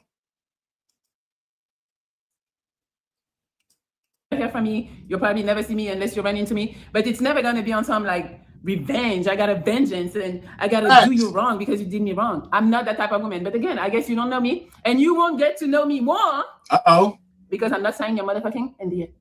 It is just what it is. Let's hear. But yeah, and even Lori Harvey or whatever he's mentioning right now, I mean, not saying, I mean, she's probably way higher status than me, than MTR or whatever. So I guess she's trying to protect herself. But what is she sending that can be used against her? I mean, unless, you know, she's doing sex tapes or like some craziness. Yeah, maybe you don't want that leaked. I can see that. But besides that, like, just don't do the fucking tape then if you don't want that leaked ever.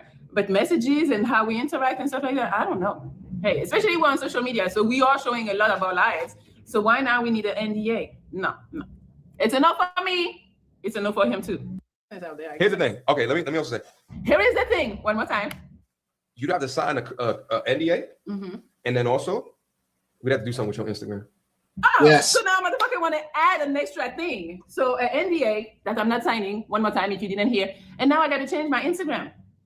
So you met me with my Instagram, and now you want to tell me, no, I don't like it, change it. From a basic question, would you date me? Yes or no? So I'm just saying yes or no.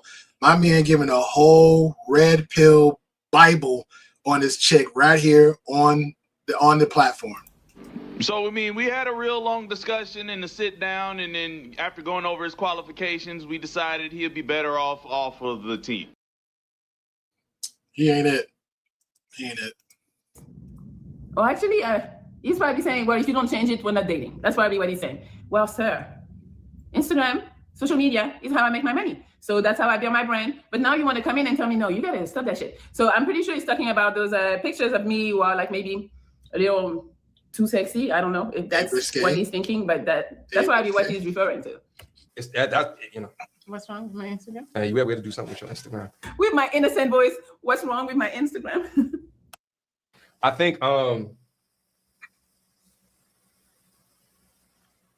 it takes too long of poses. Like, why you need to think about the dumb shit you're about to say?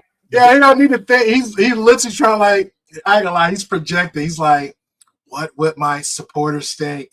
What would my supporters think? Let me try to give the right words because we might not smash, so therefore I'll still be saved when I come back home to the NTR Army. The NTR Army they're gonna hold me tight and close. He's thinking about trying to make himself look good in the camera with his peoples. Bathing suit pictures is, I mean, because you got the things out there, and it's not like bad. It's not like modern woman bad. There's a lot of skin. So I can't show skin. I guess that's another thing. I'm not eligible to date somebody because I'm wearing bathing suits.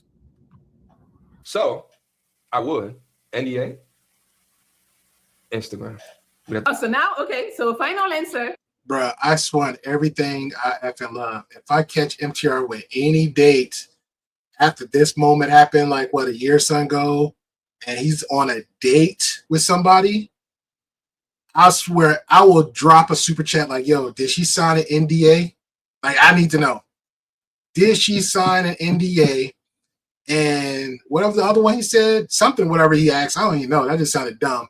Did she do that? And if he say no, or that chick laughing at that comment, got fire up in the live stream. We got to fire up the live stream. It is dumb. A date.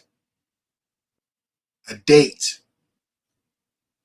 Oh, change the Instagram. That's what it was. You got to change the Instagram. So you go out a date with somebody. She got to sign the NDA right then and there. And she got to either remove her Instagram or change it up right then and there before she agreed to the date to you. That's his stipulations. Bruh. You might as well spark up the porn because you ain't never going out. But we're going to leave that one there. That is wild. But again, that was, again, 1 out of 3 women. So we're getting there. Last one. So I actually got the whole, I got the full video. So cool. I'll have to react to somebody's react to it. Okay. So in the future, a little bit further down the line, after this happened, MTR, then he kept his cool about it. He never brought it up. He's like, hey, whatever happened, happens. We moved on. No big deal. So for some goofy reason,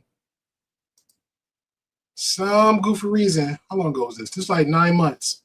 So 9 months after the fact, they did a collaboration together. MTR never spoke on her name, never said anything about her. None of that good stuff. So MTR doing good, right? He's like, hey, it is what it is. We collaborated. We did some good business together, whatever. And this part, I had to be fair. So MTR was like, hey, I didn't do nothing wrong. I don't think MTR did anything wrong. She got married in a very short time. I actually personally think she would, because there's a lot of videos with her and this dude on these little weird little pineapple dates and some other shows too. So I think it was kind of like kicking in on the low end, trying to build up to that part. So, but either way, MTR was right on this one. He was doing his thing. No issues with MTR from this one. So for some reason, I guess somebody randomly asked a question, but we'll let her explain it and then we get there. But she decided to bring up the whole story all up again. Well, I'm like, what's the point of bringing the whole story again? You're married. You moved on. You and MTR didn't sleep together. You didn't kiss together. Nothing happened to you and MTR. Why are we bringing it up, talking about a whole nother man with your why are you talking about your past guy, which is not your guy, to your future husband, which is weird. So we'll let them get it. We got some already for this show, that we didn't answer last week because you wanted to walk away. Mm-hmm. What was I talking about that you were like, I'm leaving? I don't remember. Oh yeah, that was what was I talking about? We were talking about the MTR, MC Hammer. MTR. Yeah. Okay. All right. Oh no, that was funny because then you found out why the rumor went around, and then you got offended that you forgot. You got offended like, oh my God, I remember now. Yeah. Should I say it now? Yeah. Oh. Yeah, we had a funny conversation. So last week you was going to talk about it. You didn't talk about it. You forgot about it. So now some rumor, I don't know what kind of rumor, and you got your feelings because you still married to a rumors about a past guy that's not your guy, and somehow where you forgot about it, so upset. Now here we are, like going forward. Your husband like, hey, let's talk about it. So here we talk about it. Okay, guys. So me and him are not cool anymore. And it's not because of he didn't try to crack or whatever. It was so we did some content together. And okay, so for those of you who don't know what's happening, went on a vacation, invited this man called MTR who has a YouTube channel that is pretty successful, and we went just as friends, Gail kept on saying that it's weird he didn't try you, blah, blah, blah. I'm like, he just wasn't interested in me. That was the story. So Gail is trying to act like there is more. And I'm like, what is the more? Because that's you were trying to hint me into like say that other part. I'm just saying. I forgot. I told him the whole story, but then I forgot that part. So why me and him fell out was pretty much, so we went on the vacation. It was okay. It was cool. And then so we did content. And then we're on our way to the airport. And I see that he works with people who post stuff for him. So he does the content. He has people posting for him. So he has a picture. He has a thumbnail. And on the thumbnail, so it's me and him because we did a video together. We're in the pool, having fun. And then on the thumbnail, it says, MTR got hacked active with Melly in the tropics or whatever. So hot active. Okay. I felt like, okay, I know the game. It's YouTube. We're going to clickbait shit. But I felt like, don't use me to act like you cracked. Because that wasn't the case. And I kind of like felt offended. So I was like, maybe, we're YouTubers. So he's like, oh, she won't care. So he posted it. So then we're at the airport and I'm seeing the thing comes up on my phone. I'm on YouTube and it shows up. So I'm like, wait, I don't like this. And I'm in a bikini too. He's behind me, like no shirt in the pool. So it's fine. But he said, MTR got active. I got active with Melly Monaco. What?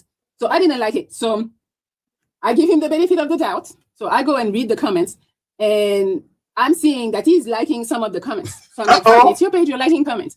But then I was thinking, maybe you're just seeing if I am okay with it and if I'm going to say something. And if I don't say something, then you keep it up. But I was like, I told him, I don't like it because you're implying something. I invited you on my vacation and now I kind of like feel used and disrespected. So can you change the thumbnail?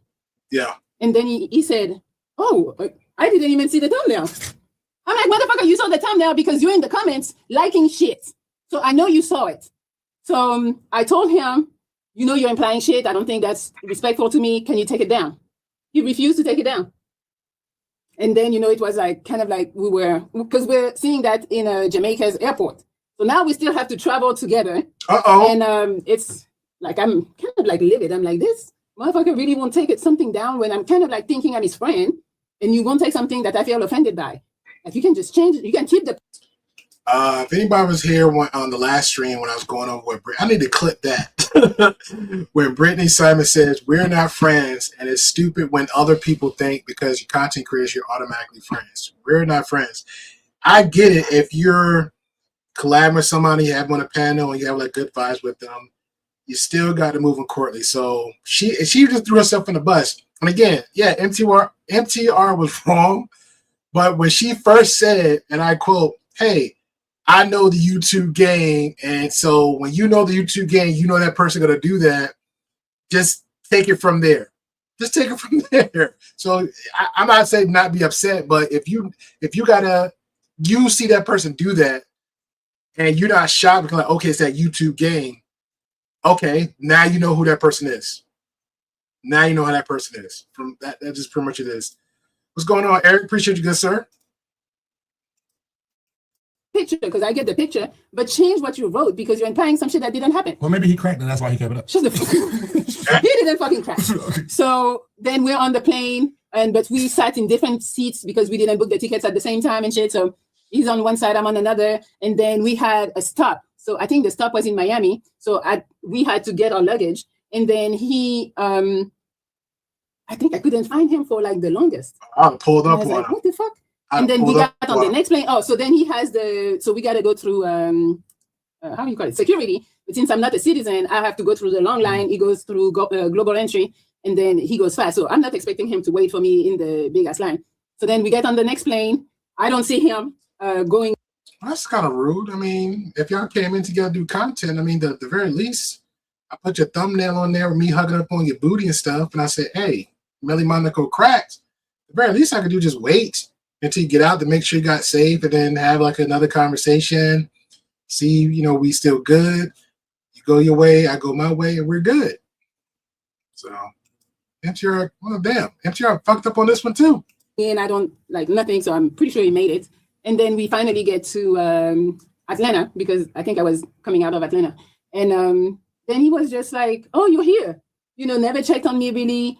Just Called it. for somebody you just went on a vacation with, it's really not the behavior that I was expecting. But I could understand like he wasn't comfortable because I told him I don't like something he did and he refused to take it down. So that's why I don't really fuck with him. That's the main story. So it wasn't about he cracked and I was like, oh, he cracked and left me. It wasn't that. It was really. I mean, motherfucker crack and then try to go shoot in the airport. Why they're joking on me? I swear you'll be needing subtitle when Melly get to talking fast. I'm trying to talk fast so you guys don't be like, oh my God, next with your story. I didn't want to crazy. I mean, I don't know what thumbnail is. I know what thumbnail is. He was like, you didn't change the thumbnail. It's the same. I mean, somebody say his true nature, like all these red pill dudes were shown. They are little boys with no game and will take every little opportunity to show how real they are. He is pathetic. Oh. That is the most truest comment right there. I don't know who Star Max is, but that's the truest comment right there. This is something in the past before he hopping over there to the new Grift, in my opinion. But we'll see if it's a new Grift. We'll see. I pretty much can call it like this, but we'll see. We shall see. Wow. Well, thank you. Yeah, somebody say coward. No, don't kill him now. I mean, somebody say, oh, I shouldn't read the message. No, baby, because I mean, he didn't crack. You told me the full story. Yeah. So they say you need to step to this. No, we're not doing that. No. I don't know. We're not doing that. But yeah, so that's it. All right, let's go to your questions. Yep. Because I got one. Okay. Oh no, you got one. I got one first. Okay. Gil, what gave you the courage to marry again after the first time? That's somebody. I don't care about that. I don't care about that. Hold up. We got to go back. We'll do one more with the Melody King one, then we'll go back to finishing out MTR story of its trip to Thailand. So I definitely wanted to finish that out. You'd rather drink than kiss me. Is that what you're telling me? You'd rather drink Boone's Farm, Mad Dog 2020. MD 2020 in the building. We're both like geeks. Yeah, I'm definitely a geek. Yeah. Like I'm a geek. I'm a geek. Like I'm definitely a geek. You gonna read the question? No, I wasn't. No, read it. No, I'm gonna read the dare. You gonna read it? Yes. Don't be mad if you don't read it at least. Kiss for 10 seconds on camera. I don't know if you know this, but who think they're gonna kiss? Who thinks they're going to kiss? Who think?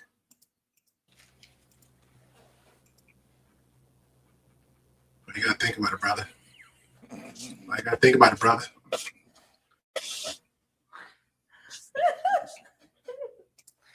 Grown ass woman with kids, though, but we'll continue. Grown woman with kids. Oh my gosh. I don't want to talk about it. Just look at that pink pussy seashell. Meditate. He has like a pink pussy seashell on his like screensaver over here. And I want them to see. meditate. I'm gonna see what they're gonna see what it is that you're talking about. Your pink pussy picture. Look at this. He's he for the streets. Wait, hold on. Oh, I can't show them. So, guys, the clip you just watched was from Mediocre Stories and Reviews. And I'm fine with that, brother. That's all we needed. All right, so I'm gonna go straight into. I'm gonna get straight back into the conversation with MTR.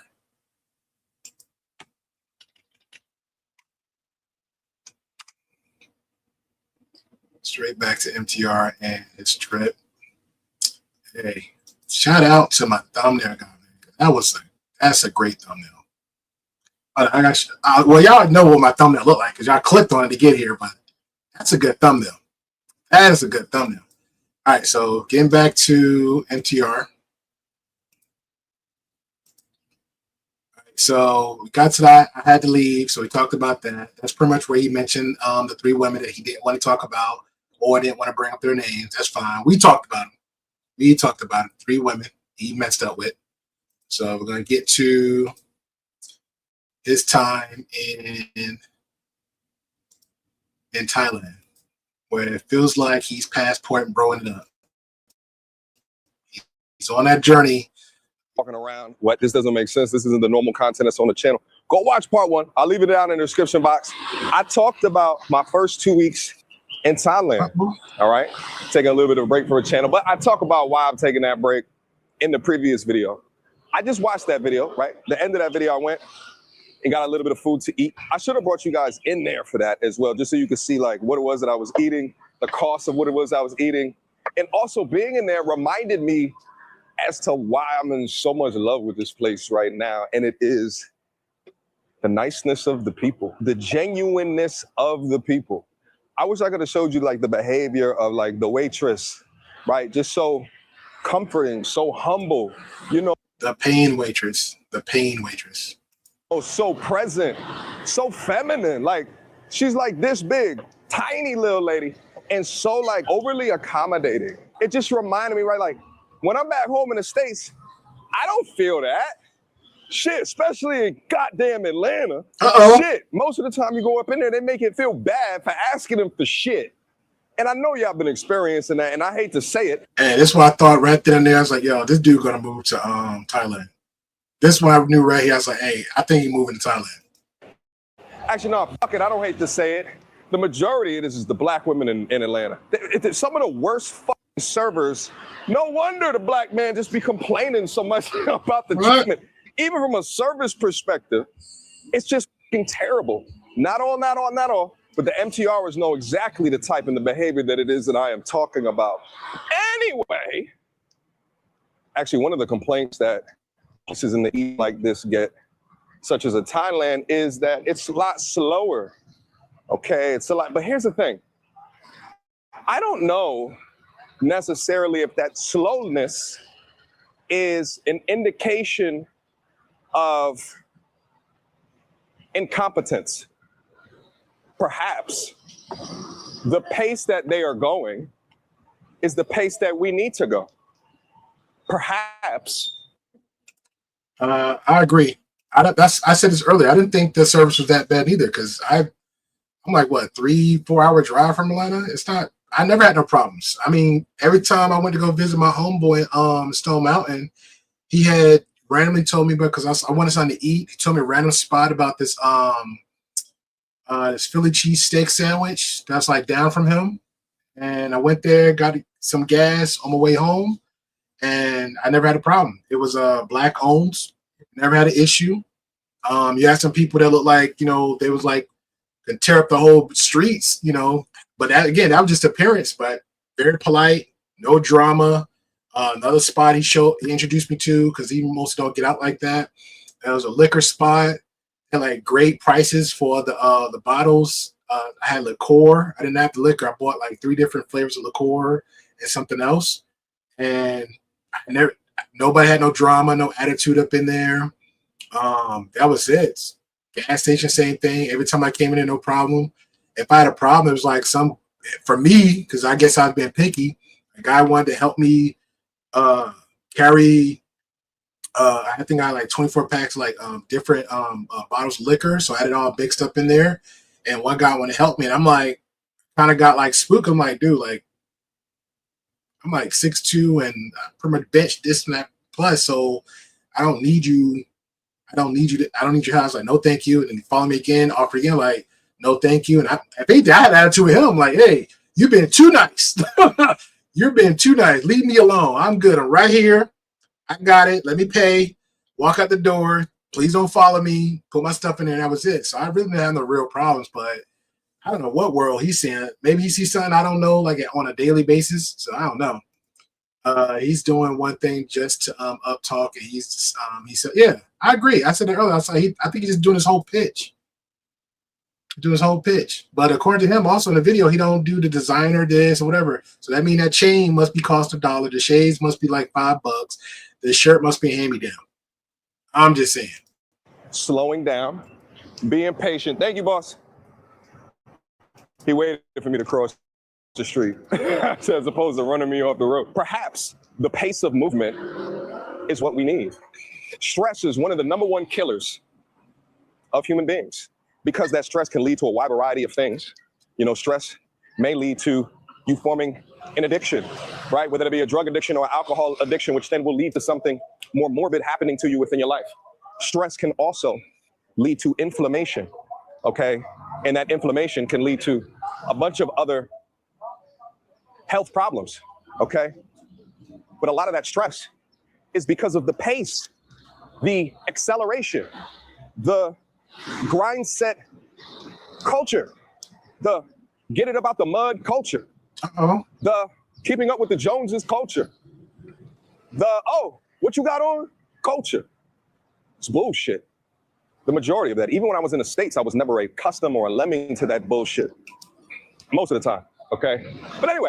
Bro, that's a whole lot. Let's go. He's not accustomed to that. Where's the little outfit he was rocking? The designer, the hat, the shirt, the sweater. What's this one over here? Where he at? Same thing. Same thing. Same thing. My man looking sharp. Looking sharp. Look at him. Looking crisp and clean. Sharp. Look at that. Sharp. He's never been accustomed. He's never been accustomed. Is because of the pace, the acceleration, the grind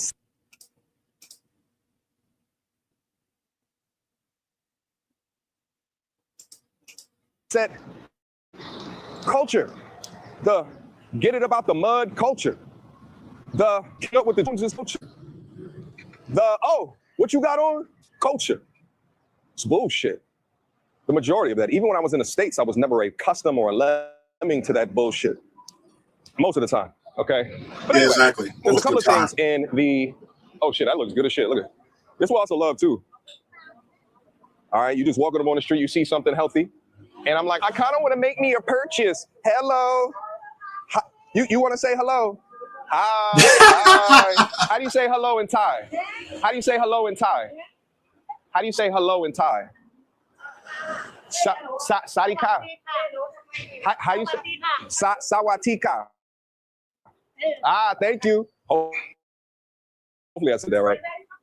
I'm from New York originally. Yeah, I'm from New York. And on Thursday, I was going to get a schmovie. Is that cool? I was going to get a schmovie. Is that cool? All right. Bruh, you asking if it's cool. Yeah, that's pretty much what the take of it. Maybe it's her, but did he really post a picture that made it look like he was smashing him out? Yeah, that was pretty much what she took as implied. And she asked him about it, and he played dumb. And she was like, hey, take it down. And he said he didn't see it, but he was in the comment section. And he already, after he uploaded it. So, yeah. Yeah, I don't know about he didn't refuse to take it down, but he took it down because she brought it up and she said, I don't like this because it kind of implies one thing, which it did because everybody was in the comments like, yeah, you got it, MTR. It's all you, baby. You the man. You the man. But pretty much to be fair, they were saying that too when he was on a video with her, but she was like, hey, this how I feel. He took it, but he did take it down. All right, thank you. All right, we're going to take a look. All right, we're going to take a look at the prices. We over here, see, look, 70 baht, okay? Now, the conversion rate, you can think of every 100 baht is like $3. So right now, I could get a strawberry smoothie. It's spelled a little bit incorrectly, but we're not even gonna talk about that, you know what I'm saying? I'm gonna get, a less than $10, okay, let's say let's say it's like $7, So $7 smoothie. This smoothie right now in Atlanta, if I'm just walking like, let's say down the Beltline and I want to get a smoothie, it's like $13, $14, okay? So this is actually a very expensive smoothie for Thailand, okay? But nevertheless, I'm gonna get me one. So let's go over there. Didn't this man just said everything, the price was good down there? He just said the price was good down there. Oh, man. Hi, can I order a strawberry and a mango smoothie? Is that good? All right, thank you. All right. All right, while that's being made, let me continue on having discussion. This is gonna be good too, I can tell. It's gonna be good. But let me continue on having discussions. So one of the things that I did not talk about in the last video was kind of the interactions.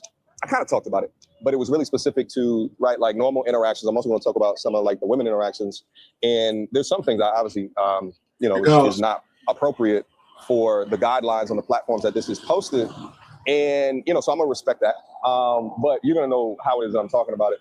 Anyway, shout out to the Thai people. they're just so nice. They're just so nice. They're just so lovely. They always seem to be smiling, right? And I think it has something to do with that pace. Let me tell you guys something. When I look at the different stages within my life, right? Like let's say the 30-year-old to 40-year-old stage, right? Because I'm 40 years old right now. That stage right there, I would consider that stage of my life like my content creator era in stage. Okay. Now, for some of that, I was still working full time, right, within corporate America. But for the majority of that, I have not been. Shit, I think I stopped working full time. I believe that was 2021. Okay, so like let's say 6 years or so that I've just been completely a content creator. And when I look at the happiness of the fulfillment factor within my life, when I was in corporate America and what I was working for was at like a, top organization within the city that I was from. So I was a big fish in a medium to small size pond, right? I was working 35 to 40 hours per week, making over 6 figures. The level of happiness and fulfillment in my life was extremely high. And I think it was a lot due to the pace that I was moving at. The pace, I think, was a high pace. Yeah, but bro, so again, I asked, what's the difference between then and now? So if you was at a fast pace, because you're pretty much trying to tell us like, hey, a lot's going on, so I moved this direction to get a little bit more freedom. That's why I became a YouTuber. I'm pretty much my own boss, blah, blah, blah, blah, blah, blah. Okay, great. So you have some freedoms. So now what? Are we saying we're getting more freedom because you technically will still be doing YouTube? You're still doing YouTube, so you're saying you're going to have more freedom when you leave out the States? Is that what you're telling us? It was a pretty normal pace, but I could sustain that pace, okay? Then I started doing both at the same time, but that's when COVID started, so I was able to do both from home, but the pace was obviously way less free time to myself, time to build community, build relationships, explore, right? Alone time. Then I switched or transitioned to full-time content creator, and then the race was on. And I always thought to myself that the amount of time that I have, especially during the time period, which is one of which, I think that the risk of demonetization, right, the risk of getting kicked or booted from the platform, I know of the things that I was talking about in the points position that I have, it wasn't boot worthy, but you just never know. The social climate, you get a band of angry, ugly, overweight, blue-haired feminists on your back. You just never know, okay, who at the organization of the platform is going to try to irk your shit. So you go all in. You go high-powered. And if you're doing news content and there's not necessarily a heavy business associated around your... He's talking about the grift. Content, then there is no what I refer to as resting revenue rate, which means how much revenue are you making when you are currently at rest, or if you're not in front of the camera in this example. And if you put yourself on that cyclone, you keep on going. You keep on going, you keep on getting active day in, day out. You're looking at the analytics, you're looking at the algorithm, you're trying to figure out what to do, you're doing news stories, procurement and sourcing of. To be fair, that's the type of content creator he is, because there's content creators that makes, like, no disrespect to him, like, what's his views at? Where's his views at? Let me break it off. So like per video, like we'll use this for example. So this is 2 days ago. So right now he's sitting at 58,000 views, right? This is 2 days. So he's right for his channel. That's what he's doing. He's pumping it out. So it's like anything 100K plus, he's making money. If he go live and they're going to shoot up the numbers, that's one source of income. Then he got super chats. Then he either got cash apps. Then he got Patreon. So those are different types of revenue. So yeah, he's pumping it out. But again, and there's another one here, the one earlier, it's in the day, so 37K views. So, and he's getting paid monthly by YouTube. So he's right in the sense of, but that's for him. But there's other content creators that will hit numbers like, well, here's Pearly Thing, not Pearly Things, but Filipina P. She's dropping numbers like, this is like in 2 days, 103,000K views. So we'll just average say that's a day. So she's getting paid. This is on her. And then you have other content creators that will make like 1 million a day views. You see the difference? So if you're making 1 million a view day or 1 million a week views, you don't really have to pump out that much. Again, it depends on the niche, the lane, the topics of conversations you're on. So Again, no disrespect to MTR, but we've seen this with Fresh and Fit and everybody else, where they'll do one thing. Hey, let's talk about relationships. The numbers start going down. Hey, let me start talking about something else. Then the numbers start going down. So like, let me lean into political topics. Numbers start going up. They're good. So then, like, say the political season might fall. So let's have some other conversations. Then you got the ones that do IRL streams. So it's the niche that you're in. So with him, the topics he's having conversations about is mostly built around relationships, family building, this, that, third. But here's the sucker part. Here's the sucker part about it. He's not in a relationship. He's single. He's over 40. And this dude running around talking about on first dates give NDAs. What do that tell you? Now, out of all the content creators I've seen within this space, I actually prefer, to be fair, whether you love him or hate him, I actually prefer O'Shea's method. Like, he's pumping out content, but he's in a place where he's at. His money can actually do more, can move more, better, and faster than where he's the country he's at now. If that's how he chose, fine, whatever. But he's making his money work for him. He got a team. He got 3 channels, all 3 different niches, and pumping out content like a madman machine. When he stopped, that's when it stops.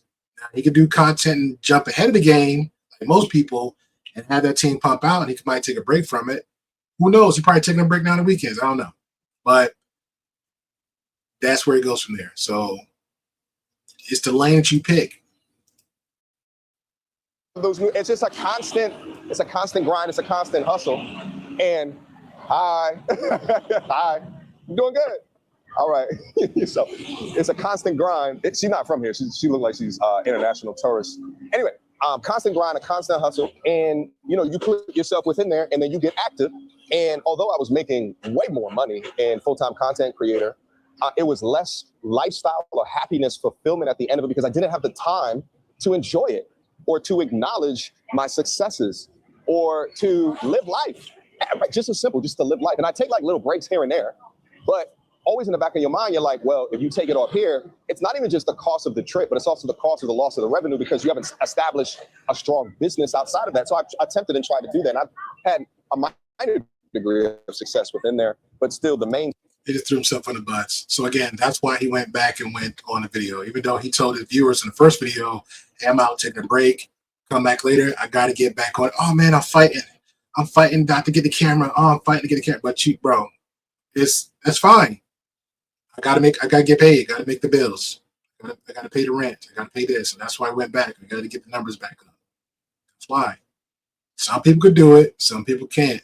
Other content creators can do easy 300, 400, a million K views. You ain't hitting it like that. You got to be constant. 300, 30 or more. 3 videos a day, 100K views. I get what I get from here. I don't think he have no real brand deals, none at all. So it's pretty much he's only right now Patreon, his Patreon.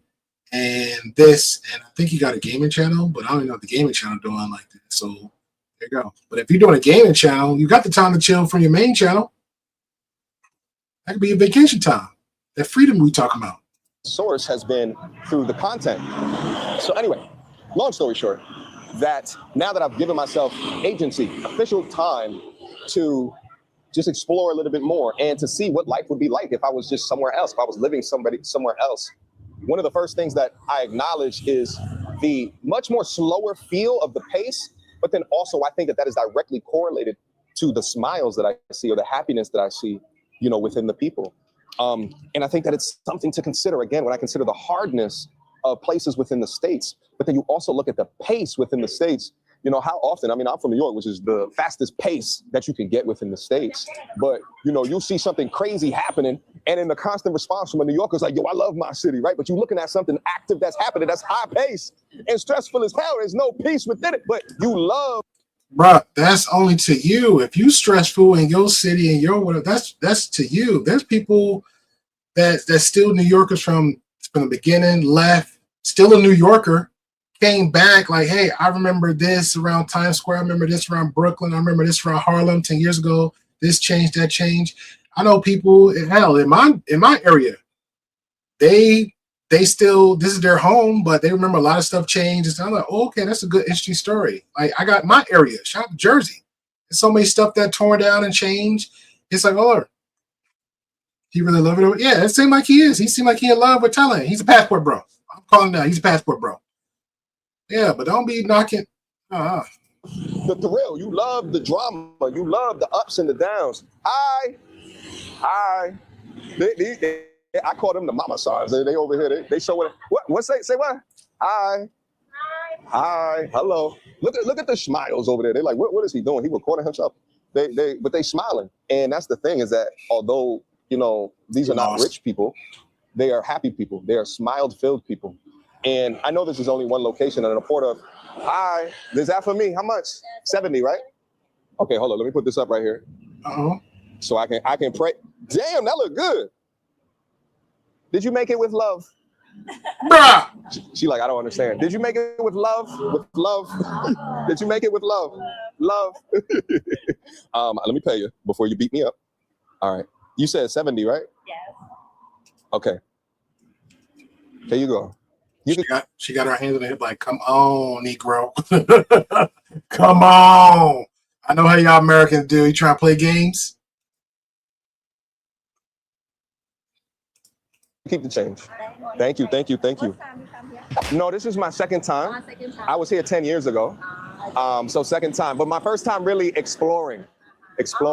So yeah, it's been good. Hold on, let me tell. It's quiet right now? Well, during the day, it's quiet. At nighttime, it's not quiet. Yeah, you know, you sleeping at nighttime. I understand. Yeah, nighttime is not quiet. Thank you. What a cutie patootie. Okay. Hold on. That shit good. That shit is fruitful. Okay. And delicious. Anyway. I'm debating whether or not to bring the camera out at nighttime. At nighttime, it is insane. Let me talk about some of the interaction with the women. Shout out to the passport bros. Let me just start off first by saying that. Oh my God. I'm calling it. I don't care. He's going to be a passport bro. For the critique that the passport bros get, I don't think that could be my lifestyle. I want to wake up, jog on the beach, all right, drink shakes, eat good at a nominal fee. I want to go to the gym. I want to go out to a nature preserve, chill, relax, you know, sit up somewhere, you know, talk to friends, family, meet community, meet relationships, meet network, all the other stuff. Bruh, why didn't you plan off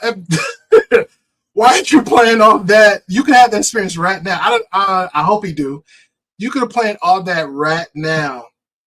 And I'm gonna keep it 100 with you, because at the end of the day, you're still a content creator, MTR. You could have planned it out so perfectly. There's so many content creators there. If that's the direction you want to take and get that good experience. Because if you're saying like the spot you're at now, like, oh man, it's crazy at night, and you just want to get up and just have a nice little view. And there's so many people that got content showing you like condos. I mean condos for like $300 a month. Spacious rooms overlooking the beach. You come out, and they even got like how the villa around surrounding area. You really don't have to go far because everything is there. Everything's there.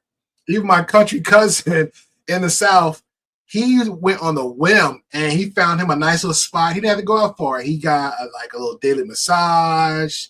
He went and grabbed some food. He had a nice little spot he could browse around in. He didn't go far. He was literally his own community for that time there. So I'm like, come on, man. You could have went out and reached out. I know he knew like at least 2 people there. The top of my head, he could have planned something out, went there, had a good time. They could at least, if he didn't want to collab, like, hey, look, man, I'm just here for me. If y'all can put me in some right directions, give me some other suggestions, okay, great. It ain't, I'm telling you, man, it's not that hard to do. Like, but don't knock, like, I get it as far as the United States goes, but don't knock the United States like you came here one time out 10 years ago and it's like, it's a dub. No, let's not do that now. Let's not do that. That face. I'm going to, that's a thumbnail right there. I'm sorry, give me a second. I feel like it's a clippable moment right here. I'm going to screenshot the face. Let's screenshot. Might be a part 2 down the line. We don't know. All right, thank you. Appreciate your patience. Without saying too much, it's a lot. Now, what I will say is at nighttime, that's a lot more of the culture, okay? In the particular area that I'm at, not all in Thailand, okay? Right. In the particular area that I'm at, in Patong Beach, there's a street called Bangla Street. And on that street, I mean, it is insane. And catty corner to those streets, there's a bunch of massage shops and parlors. And I'm trying to tell you, and maybe perhaps I need someone else that I'm like watching to see if it happens to them as well. And y'all let me know down in the comment section. You will walk through the street and they are they're not just catcalling you, okay? Because they do that too. And actually they do that like during the day and shit like that. Like you see me having interactions and shit. I haven't seen any of the catcalling interactions. But the catcalling is one thing. By the way, let me do it a quick aside. I like catcalling. Now, I understand that I'm a man and I'm bigger. So catcalling something that is, you know, from something that is smaller than you, you know, like I be having fun with it. I be, you know, talking shit back, you know. I never catcall. I never catcall. He's justifying himself catcalling. You know, because I'm a man, I'm big, I'm stronger. They little. I never catcall. I mean, but it's fun for me because I'm a large man. I can understand why women don't like catcalling in the States from bigger people. Okay, now I will say they don't like it mostly because they don't like it at all, sir. You got some like, hey, you know what? Screw it, I'll take a chance. But they don't like it at all. They're not attracted to the dude that's doing the cat calling, okay? Yeah, now, if it was a damn 2003 Boris Cujo doing the damn cat calling, they might enjoy it, you know what I'm saying? Nevertheless, walking through these different streets, you know, that's so close to a district like this, they're not only cat calling you, but they're pulling you. And I look at that and it's not necessarily a flex, right? Because they're professionals at making you feel good. And the thing is like, don't combine or associate that with reality. It's not reality. It's just a thing that happens that because of the place that you're in and, you know, the lifestyle or the laws associated with the city, it allows for this type of money-making activity, okay? But again, that's just a small component. What I am mostly here for is to get away and force myself to not be in my studio and to be effectively in paradise, to be effectively in paradise and also not have so much of a focus on the creation, right? Of the constant taking this and putting it somewhere on wax in content, title and a thumbnail, and vacationing, relaxing. So during the daytime too, I guess. Who's that for? Asked for, but actually now that I think about it, you know, actually you may not have been able to hear that because the mic's on me, but she asked for a massage. The woman asked to give them a massage. And business shouldn't stop because I'm here. But also now that I think about it, it could just be for a legit massage. Now, we'll say, you know, the massage prices will go anywhere from 150 baht. So again, remember, every 100 baht is $3. Shit, matter of fact, I think I said the math wrong earlier. Every 100 baht is about $3, not $10. It's about $3. So yeah, we're about to confirm that right now. So he's talking about the baht. So what you said, $150, 150 baht? 150 baht in Thailand.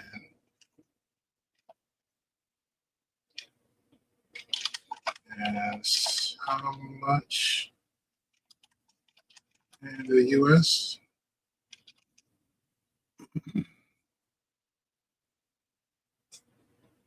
Until now. Okay, so 150 baht is 461. That's not bad. That's not bad at all. This was less than $2, okay? Anyway, but the prices down here, I've seen, you know, you can get like foot massages for like 100, 150 baht, okay? So that's a little under $5 for an hour, right? To like full body massages, Thai massages, oil massages. Oh, I'm sorry, because I just remember he said the smoothie was like a 70 baht, and he said that's the most expensive smoothie earlier. That was $2.15 for that smoothie. That's damn good for a smoothie. I've seen 150 baht, 200 baht, 250 baht, 300 baht. I've even seen some for like 400 baht. Okay, so you can do the math on that. 60 minutes, less than $10. Okay, consequently, stateside, what is it, like $60, $70, $80 for an hour full body massage? Okay, and up. Okay, $100 and up. All right, and not even including tip.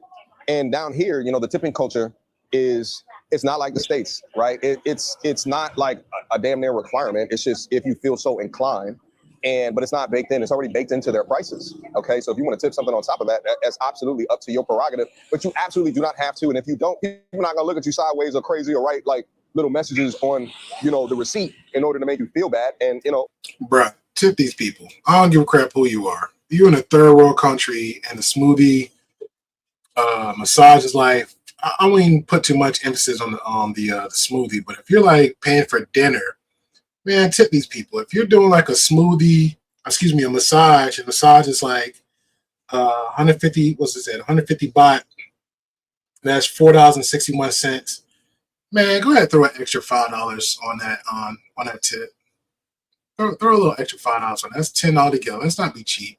Again, my cousin did that. He was just gonna go ahead and pay, and he just like somebody had to explain to him there, like they're working for tips. And I'm like, isn't that common sense? Because we're working for tips in the States. So why would you not want to tip somebody? And we keep saying it's so cheap. Man, tip these people. Just tip these people.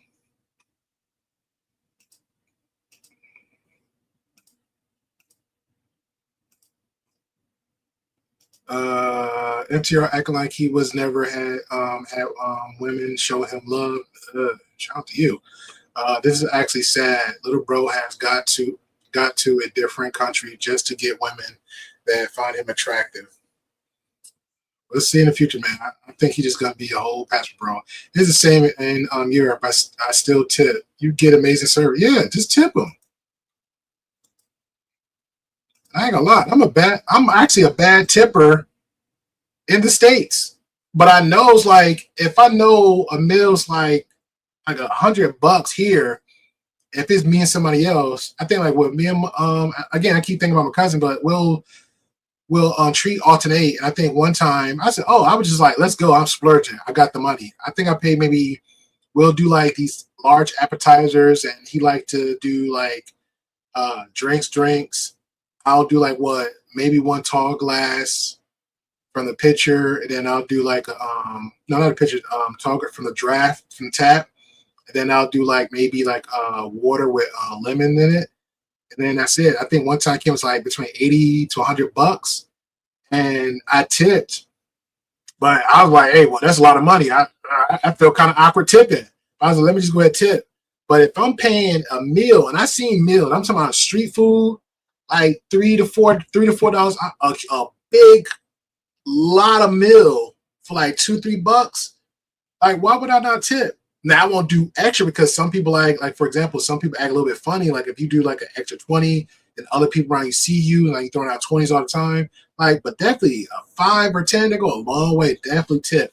If you're paying $3 to $4 for a meal, at least you could give them a $5 tip. That's wild. If you don't want to keep continuing to tip, go start shopping for food. Bring some food that's cheap too. Grab some food, bring it back home, and then start shopping. Start get your meal prep store and some of that because he like to eat and all this other stuff. Eat healthy, meal prep. But I know he's on vacation, so he's not going to care too much about it. This is the best country in the world, the strongest military might, the American dream. What is that anymore? Is that even a thing? What's the American dream in 2026? What does that look like? All right, let's have a chat. Let's talk about some things. I'm about 2.5 weeks into my trip right now. And I knew kind of going into this that what I was not going to do was to make this like primarily for video and documenting. I wanted to get updates. What's going through my mind at the time. I don't know when I'm going to be uploading this, but nevertheless, this is about 2.5 weeks into the trip. So at this particular junction, we can say that I have been satiated. I'm sorry, just food for thought. MTR, I'm gonna say this. I think low key fucked up too. I ain't gonna lie, bro. I'm going to sell myself, MTR. I'm going to say, if you'd have hired me as your manager, bro, I'm going to call it like it is. I'd have had you looked up a condo. This would have been some flex on some cheap way. You'd have had your nice little condo for like $300 overlooking the area. I'd have been your cameraman. You'd have been good.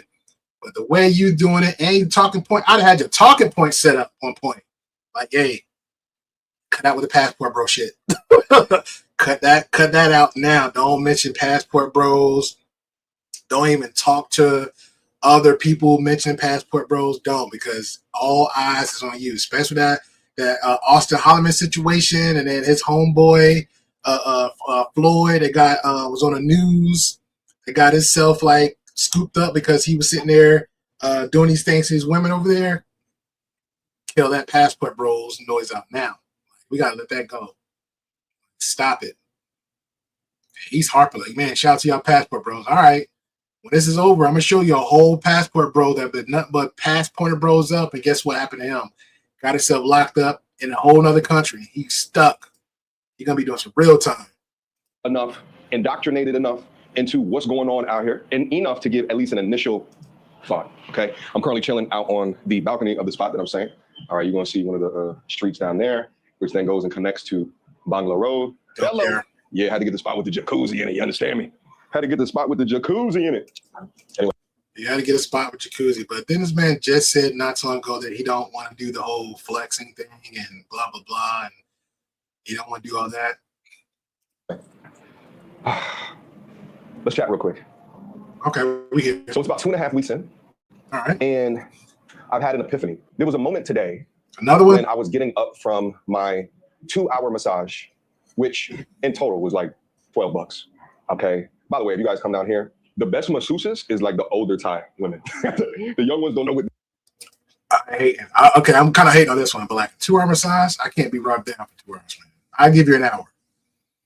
I give you an hour. You ain't gonna keep rubbing me for 2 hours. I probably pass out. You probably already stole my wallet. That's a lot of rubbing for 2 hours, man. That's a lot of rubbing.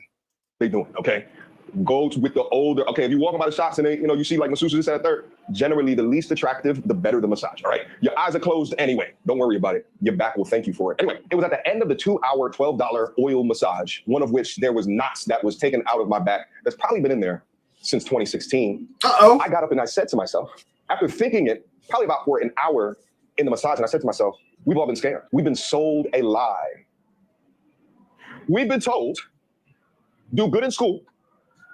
Hopefully you get to go into college, community college, maybe upgrade to a cool 4-year school, or maybe go get yourself a good trade, right? But figure out what you can do in order to be valuable. You get a house, you find a pretty little thing, a PYT, y'all have kids, white picket fence, maybe a dog, maybe a cat, and you're gonna be happy. That shit is a lie. Look around you where you live right. That's a good question, Ro. What area? I wonder what area he's staying in.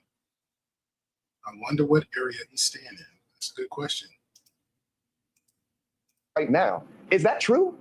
Is that true in the West right now? Right now. And listen, I do well for myself. But I see, when I go into these different stores and I see the price for like eggs and shit like that, I'm like, what the fuck is this? So even if you do all of these things, unless you find yourself in a particularly high revenue generating work or field, like bump trying to do something that you're interested in and trying to make money, that ain't gonna make no goddamn sense over there. But you go through and you do all of that, and you're left with this sense of what's more. You get left with this feeling of, is that it? But then as that's happening, you're also listening to the propaganda. You're listening to the propaganda of that this is the best place in the world for you to live. That this is the best country in the world, the strongest. Military might. The American dream. What is that anymore? Is that even a thing?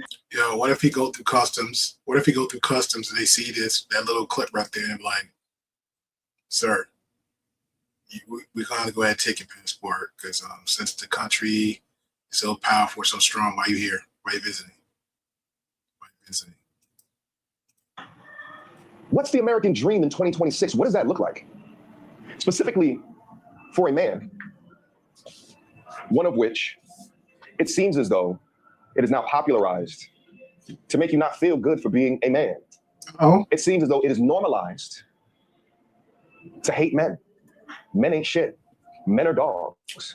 And I was thinking about it a lot. Sir, you literally got like 80% of your videos hating and bashing women. I mean, we can go down that road. We can go down that road. Along with this lie, there's this tactic of holding the carrot in front of the horse so that he runs the race. So he's on that hamster wheel, doing things in order to establish value in accords within a system that does not prioritize his or her mental health, How long is your commute? Shout out to COVID, right? That's a weird thing to shout out, but shout out. Because without being able to travel and see anything different or anything new, people were introduced into a type of a lifestyle, being able to work from home, where now they're like, oh shit, I like this way better. Now there's gonna be pros and there's cons with it, specifically over the long term, being at home for that long. I think it messes with a lot of people's mental health. Nevertheless, that's besides the point of this video. But no, that's the point. You brought it up. So you're home, you're working. Is it messing with your mental health? You're on vacation. Why? Because your mental health. So it's messing with your mental health. Okay. Forced people, because of a disease, it forced them to think differently about the system that we are currently in. The system, by the way, of a 9 to 5 is like, what, 150 years old? 200 years old? How old is it? It's old enough where that's all that we know, but it's not that old. It's new. We just feel like it's normal. The idea that you have to work 40, 50, 60 hours per week and then still be living in a place where it's tough to make ends meet, or to be living in a place where you walk outside and everything is an advertisement. And listen, that's really anywhere in the world. You know, people are gonna try to sell you things, but it hits a lot different when the average cost of something is markedly low than in the West.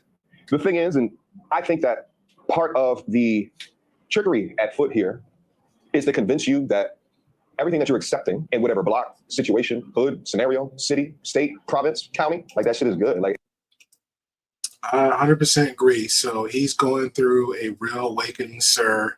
Some of us figured this out a long time ago. We long since stopped buying into propaganda and starting living in real life. Exactly. He's like, what, almost, he says like 40? Honestly, it sounds like, I ain't gonna put it on him, but it's like a midlife. Is this a midlife crisis? That's the question. Is this a midlife crisis? Because again, he let the far as the propaganda, he left out of that to be full-time social media influencer presence. So he should been had that epiphany then. That's why I'm kind of lost with this whole conversation he's doing, because it feels like it's going two ways.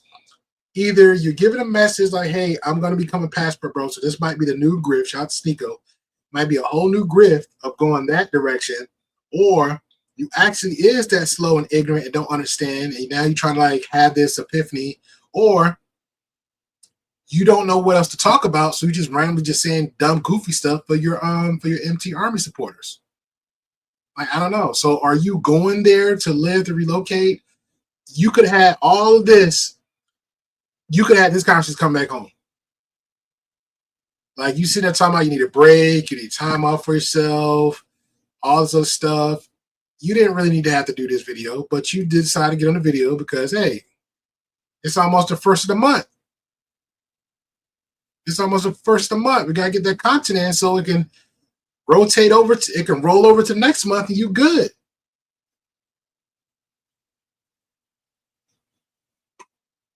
This is like an unnecessary conversation.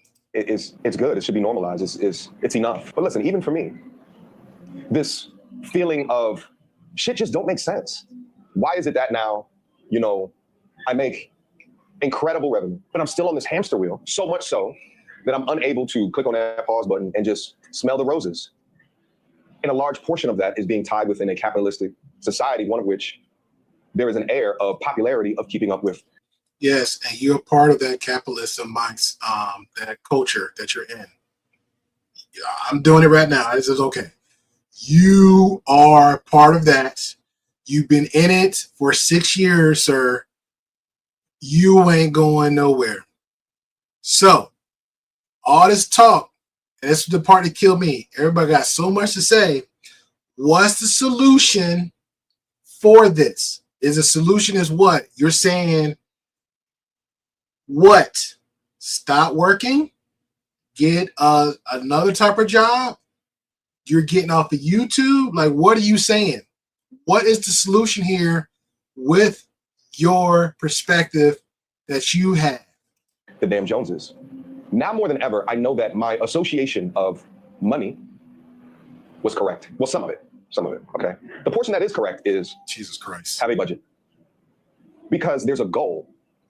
And the goal is to save and invest as much as what you can so that you can use the money as a tool for something else. And listen, guys, it's not to say that your life in the West, all right, ain't good, all right? shit, a lot of you guys, it's good, it's nice, but I will tell you something.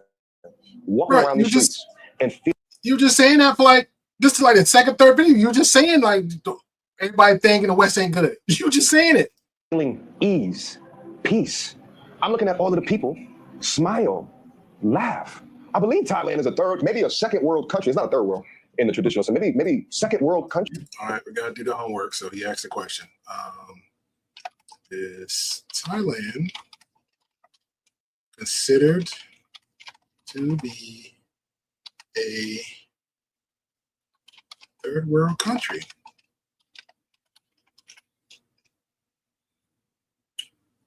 Thailand generally not officially classified as third world country. Typically, third world is actually outer Cold War terms, first world, whatever. Today, people use the terms as developed, emerging economy, upper middle income country. Okay. Countries aligned with the Soviet Union.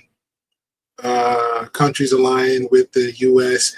and its allies. Okay, so first world is us, and anybody aligns with it. So, for example, Mexico. Second world countries aligned with the Soviet Union.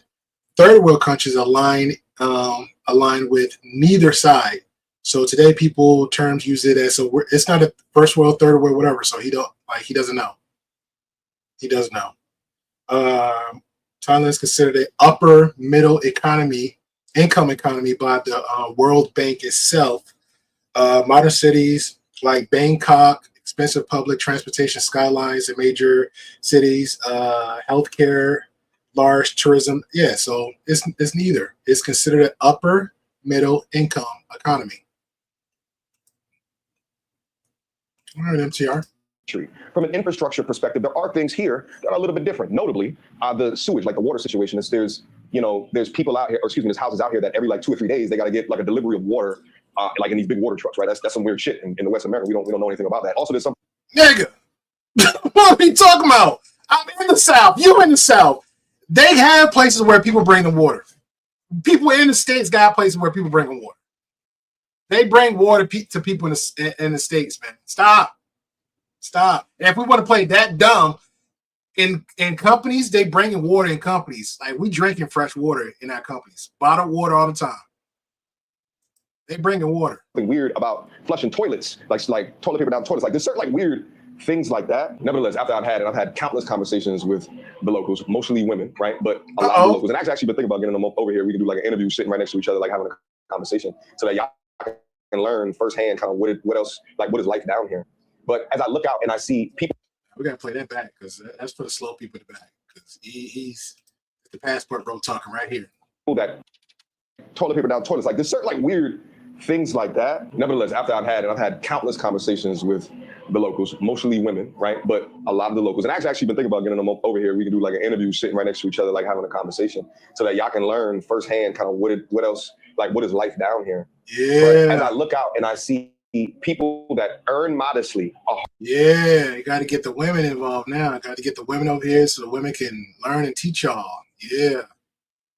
That's that passport bro talking right there. Yeah, you get it, Grift. Get it. Hardworking people, and I see smiles, I see happiness, and it's a large portion of that is these people are just living life. They're not in the rat race. They're not on the hamster wheel. They're taking care of their families. They're earning modestly. They doing what they. Nobody do that in the States, though. Nobody do that in the States. Nobody work hard. Nobody live modesty. Nobody have no families. They don't do that in the States, though. They need to do, right? And then they're just enjoying. The amount of people that I've seen just walking around, smiling. I walk into different establishments. Everyone is super damn nice, smiling. There's a thing that they do down here. Your light-skinned ass lives in Gotham City. You must live in Gotham City. Shout out to Batman, the Joker, the Riddler, Bane. Every time you walk out your room, you see nothing but Holocaust coming out the doors. That's where you be at, sir. So none of that, everything just happens so aggressively when you come in out your doors in the States. Here, like when you want to say like thank you, they go like this, right? They say some things like Sarika or like some shit like that. I keep hearing it, but I don't really know what it is that they're saying. But like they do this thing, and I find myself like I was thinking about it early today. Between the time that I woke up and I went to go get that damn massage, it was at least 5 times that I did like one of these to somebody, right? Like just me just fitting into the culture. But these people are just nicer. They're not heavy. all right? And they're not heavy because they weren't inundated by battle of the sexes as soon as they woke up in the morning and they took a look at their Instagram and as they're doom scrolling, all right? They got a beach over here. What they worried about that when they got a beach down the block? But there's this sort of acknowledgement that, hey, listen, we're gonna get to it when we get to it. Like, we're gonna do this on our time, our pace. I ain't gonna lie. If this was anybody else, I'd be like, yo, this dude crashing out. Like he sounded like very happy, but at the same time, like, it's like a weird internal crash out. Like, I don't know. It didn't sound like it was a crash out. All right. But there's a fulfillment that's here. So anyway, at any rate, I just wanted to drop you guys some thoughts behind the idea of it's a scam. It's all a lie. I'm over here already thinking about extending my trip just so I can get some more time, in order to continue, to assess everything that I'm seeing over here so that I can be able to report back to you guys so that you have more information to do damage with. But I know one thing for certain. Over the last several years, I've kind of felt like, even though I've risen in the ranks of whatever you want to consider within the rat race of things that, people consider successful, but I felt like there was something missing. And that missing component is being in a place that's happy, where people are fulfilled. People are not shooting, stabbing, hitting people, right? Like, every time you turn on the news in America, you're like, God damn, this is crazy. When I got down to Atlanta, I had this app on my phone called Citizens, which is like one of them police APB, right? You can hear like police calls and shit like that. I had to turn that app off because I'm just like, it's giving me anxiety because everything that's happened around. And it's not to say that, this is a completely 100% crime-free place, but. Ladies and gentlemen, this is called paranoia. If you're always like, it's good to watch the news. It's good to pick up the paper. It's good to let's see what's, if you're not really into politics, but you want to see a little bit what's going on in the world today, because a lot of stuff goes on in the world, pretty much shapes, and most stuff goes on with us. So it's a good, healthy to look and see what's going on. But if you every day, like, hey, I got to get some kind of scanner app on my phone to see what crimes come around my corner, that's a you problem. If you got to hop on and doom scroll, because again, he's a full-time content creator, so all he doing is doom scrolling, and you see all the worst of the worst, so I got to have content about that, that's a problem. That's a you problem. If I got to turn on my TV and news every day and something dramatic happen, and all I see is dramatic, because guess what? The news today, all they do have no choice but to show dramatic stuff is happening on the news. The news don't always show maybe 2% of happy times. Maybe happy times. But guess what you're going to see all the time you turn on your news is doom. So if all you see is doom and gloom all the time, guess what you're going to be subjected to? Doom and gloom. Guess what your mind thought's going to be? Doom and gloom. So how about we take less of that and find something else? So if he's on a vacation, let everything go. Like, my man just trying to pick some stuff up and like, oh, yeah, here it is. It's this, it's that, it's this, it's that. No. Happiness. I know this is all corny saying, home is where the heart is. I promise you that's what it is. I know it sounds corny. I know it sounds cheesy. It's where you lay your head at night. It's where you be. If you comfortable where you at, you good. I get it. Most people want more in life. That's typically human nature. It ain't no American dream thing. It ain't no Russian thing. It ain't no Chinese thing. It ain't no Jewish thing. That's human nature. When you get older, you see something. Ooh, I like that. I want that. That might be nice. You get a little bit older, your 20s, your 30s. I lived a little. I think I want a little bit more. I want a little bit less. I'm fine where I'm at. Some people, you know what? I'm good with just going to work, coming home, picking my feet up, either jump on a game or listen to the music, watch my shows, maybe watch some reruns. Shout out to Cheers. Have my weekend off, grill some food, and do it all over again. As long as nobody bother me, as long as nobody aggravate me, I'm good. That's how most people is. I'm sorry to tell you. That's it. That's it. All over the world. If you kind of get lucky and you get all these opportunities and stuff like this privileged guy has got, then guess what? You could do a little bit more with your options. That's it. You could walk, you could be out on the street, 5 o'clock in the morning, turn down a weird looking street, ain't nobody messing with you. They waving at you. There's something unique when you think about safety, there's something unique when you think about, hey, the 40 to 50 hours per week that I work over here, I can work 10 hours a week over here. And that extra 40 to 50 to 60 hours per week, I can make that towards what I want to do. Mm-hmm. What I want to do, my hobbies, my likes, my interest. You now have time. And this shit is wild to me. It's absolutely wild. It's absolutely insane. Long story short, I am thoroughly enjoying myself. It's been a time of deep introspection, and I have a lot of different things I've been learning in terms of, and maybe I'll write down a list and then we can go through that as well, just to help other folks that are out there, other G's that are out there that I know you guys have similar thoughts as to me. We all tick a similar type of a way, but I wanted to share you kind of this in the moment update of kind of where I am at, all right? The things that I've been thinking about and through, right? And we're going to see, all right? We're going to see. But guys, I appreciate all the love. And I'd assume by the time that I probably upload this video, I'm probably back home, already uploaded other content. So some of y'all might be a little bit confused, but nevertheless, all right? No, you did. All right, so what was the next one? The last one, get your passport. So this is the last one. It's the one for me that sealed the deal. This is the one for me that sealed the deal.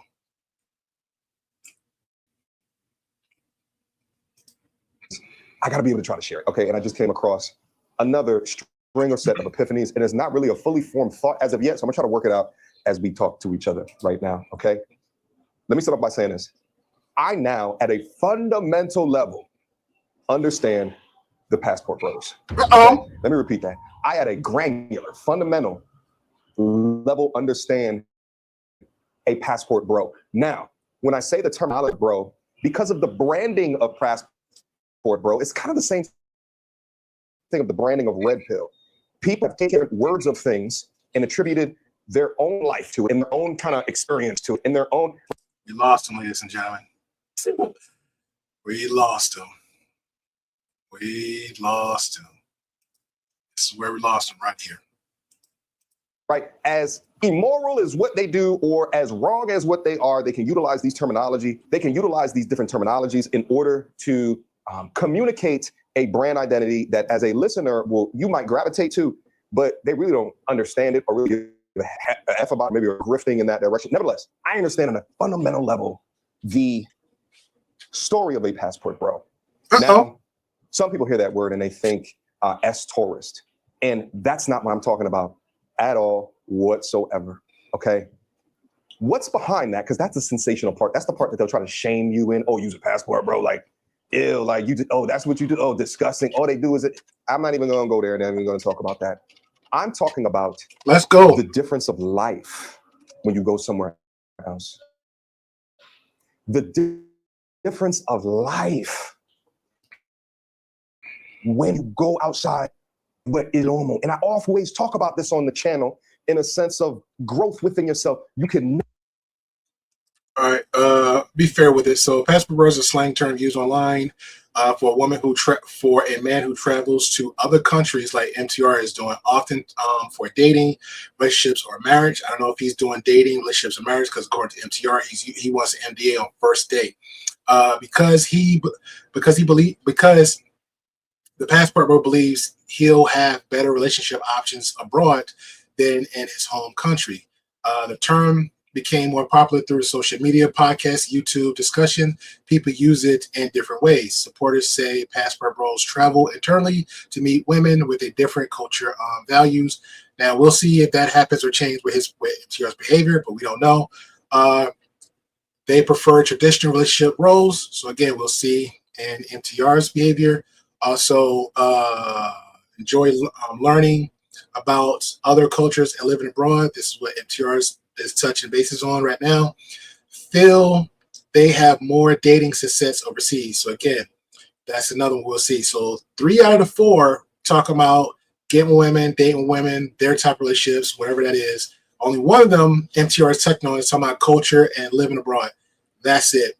The critics say some men idolize or stereotype women from other countries, which I'm not gonna lie, MTR, you kind of like did a little stereotyping and criticizing women here. The economy differences can create unequal power dynamics. That is true. So again, your money carries a lot more than over there than it is here. So that is true. A majority of people use the movement as a way to criticize women in their own home countries. MTR doing that too. MTR saying the women nicer, they're more submissive, all this little stuff he's saying. So there you go. And common destinations discussed in Passport Bros communities include such as Thailand is number 1, Philippines, Colombia, Brazil, and Dominican Republic. So if I catch him in one of the countries, whoo, right now, MTR in Thailand. Shout out to Bangkok. Shout out to Bangkok. Never be the person that you are destined to be if you stay locked into the same block, society, hood, city, province. You can't, because there's no way that you can gain the different experiences that will help you understand the reason that this world turns, right? Or help you understand the reason that you've been placed on to this planet, or even your purpose, or the expectation of your purpose, or how to get fulfillment out of it. You have to see life in the world from varied perspectives, okay? Now, the new one that I have to add up on there, maybe I've said it before in the past, is international travel. You have to get outside and see this. It's different. The branding and the marketing of the United States of America, shit, most of these places in the West, it's bullshit. I'm telling you this flat out, right? I'm 4 weeks into this trip. The honeymoon phase has subsided. And in fact, I think that's why I'm able to do a little bit more content, because I'm now like in the introspection phase. I'm now in the consideration phase. I'm now in, I'm really trying to extract and extrapolate the lessons that I'm learning out here, and I'll try to disseminate to you guys as much as possible. And I know that the term of bro, only been out a couple of weeks, and he got it all figured out. Passport Bro again has bad branding, so let it be a channel of my size in the way. Yeah, but MTR, what's the reason they got bad branding? I just gave like a whole list. I mean, I can go ahead and pull up videos of Passport Bros doing the most, but I don't know, bro. You falling down the wrong rabbit hole on this one. I'll just lean into, like, I'm gonna be honest. If you grifting and you trying to do some content, I'll lean into the thing of just expats. Like, I'll just lean there, because what you doing now, it's gonna be honestly, I think it's gonna be dangerous for you. I'm just being honest. I don't know who gassed your head up. I really don't know who got your head gassed up. Way that I can articulate this be sort of the gold standard. And I say sort of because, again, I'm not fully formed in this thought as of yet. But let me say this. From a dating perspective, right? The issues in the States, for men, there's a lot of different issues. But one of the biggest issues is that there's a genotype that will get the most amount of success in the dating game, okay? Oftentimes on the channel, you might describe it as the sixes, 6 foot tall, 6-pack abs, 6-inch, hello, all right? There's like a genotype, okay? 6 figures a year, there's a genotype. Also within that, and this is probably a little bit more specific to Black culture, they want corporate Tupac, all right? They want loud and strong, yet quiet and reserved at the same goddamn time. They want at a moment's notice that you got to defend their armor, you got to be the rough, tough, bad guy, all right? All right, at a moment's notice, you got to be the Super Saiyan dick slinger. All right, you got to put that thing up on the table, which, from my experience, it's not too bad of expectations. But, that corporate Tupac shit, it blows my fucking mind. But as a man who is charismatic, you understand that there's a certain game that you have to play in respect. Like, how many of the dudes that are successful in the dating game, but like low key are. So you don't have to play no game if you're a Passport Bro. You don't have to play no games. There's no rules of engagement as a Passport Bro. None at all. There's a rules of engagement in anything you do. Anything you do. Addicted to video games, right? But they don't let that component of their realness or their personality come out, right? How many dudes that what I'm saying, will have like odd little, like they like anime or something like that, right? Like things that are not considered normalized within like what is considered cool. They'll call you a goofy, a lame, corny, like all of these different things that, it's a very narrow-minded pathway that's just formed in bullshit. And it's not an indictment wholly on the mindset of the modern woman, because a lot of men self-select into that mindset as well. But I think like a lot of the men are just seeing what works with the women, and they utilize that as data, and they incorporate components of that into their game. When you're over in a place that doesn't have these different norms, or like these established like normal things and expectations when you're in a place where it's completely different and you're not held to the standards or the comparisons of those around you. And also, there's not like this underlying money conversation, okay? On the channel, I'll let you guys know this. I probably said this in a live stream or two before, but when I do content and I find a topic that is about dating, relationships, all right, man, woman, whatever, but then also it is a money topic, right? Like, you know, going off the Cheesecake Factory and she don't want to bang with the Cheesecake Factory. It's too beneath her, okay? You know, she's going out where homegirls, invites her guy that she's dating and she expects the guy to pay for the table. Those topics get some of the highest views. And I understand why. Because this money thing in a capitalistic society, it's so important, right? And especially with women. And MTR, and you capitalize off of it. You capitalize off of it. So you are part of it too. So if you're saying it's a problem, you are also the problem too. Shadow Rose said that just shows the type of woman he keeps around him. I guess so. Within this biological underpinning of hypergamy, right? They're looking to date up and they more than likely want a man that's already finished the race as opposed to running the race with you. Ladies, I don't get mad at that. And in fact, as a producer throughout my life, I understand that and I take advantage of it. But nevertheless. He just told himself. He just told himself. Oh, man.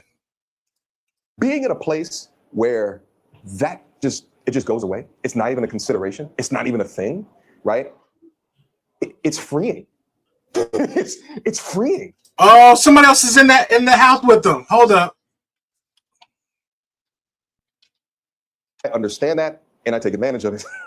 But nevertheless, being in a place where that just goes away. It's not even a consideration. It's not even a thing. Okay. Right? I'm about to say that's reflection. It's freeing. It's freeing. It's freeing. I just did a story on my Instagram at Real MTR, you know, and I talked through this dichotomy, right? Of so make your hands moving. Responses that I've received from women like, you know, in the Atlanta area, just trying to meet a young lady and just trying to be nice. And then she comes off and fires something over to you like, oh, you gonna pay for my drink? Oh, you can't afford it? Like you broke or something? That's what men receive. Like that's what I receive versus out here. Women are not asking how much that you make, right? There's still an expectation of, hey, you know, he's the man, he's gonna get, and that's fine. Bro, it's the same goddamn thing. Like, what are you talking about? If she's asking it up front on the date, and that's the type of woman you coming across, and you're saying here that they're not saying it, but they are, it's expected for you to do that. So it's like, okay, it's the same thing. One's vocal about it, the other one's hint, hint, wink, wink, nudge. Nudge, nudge.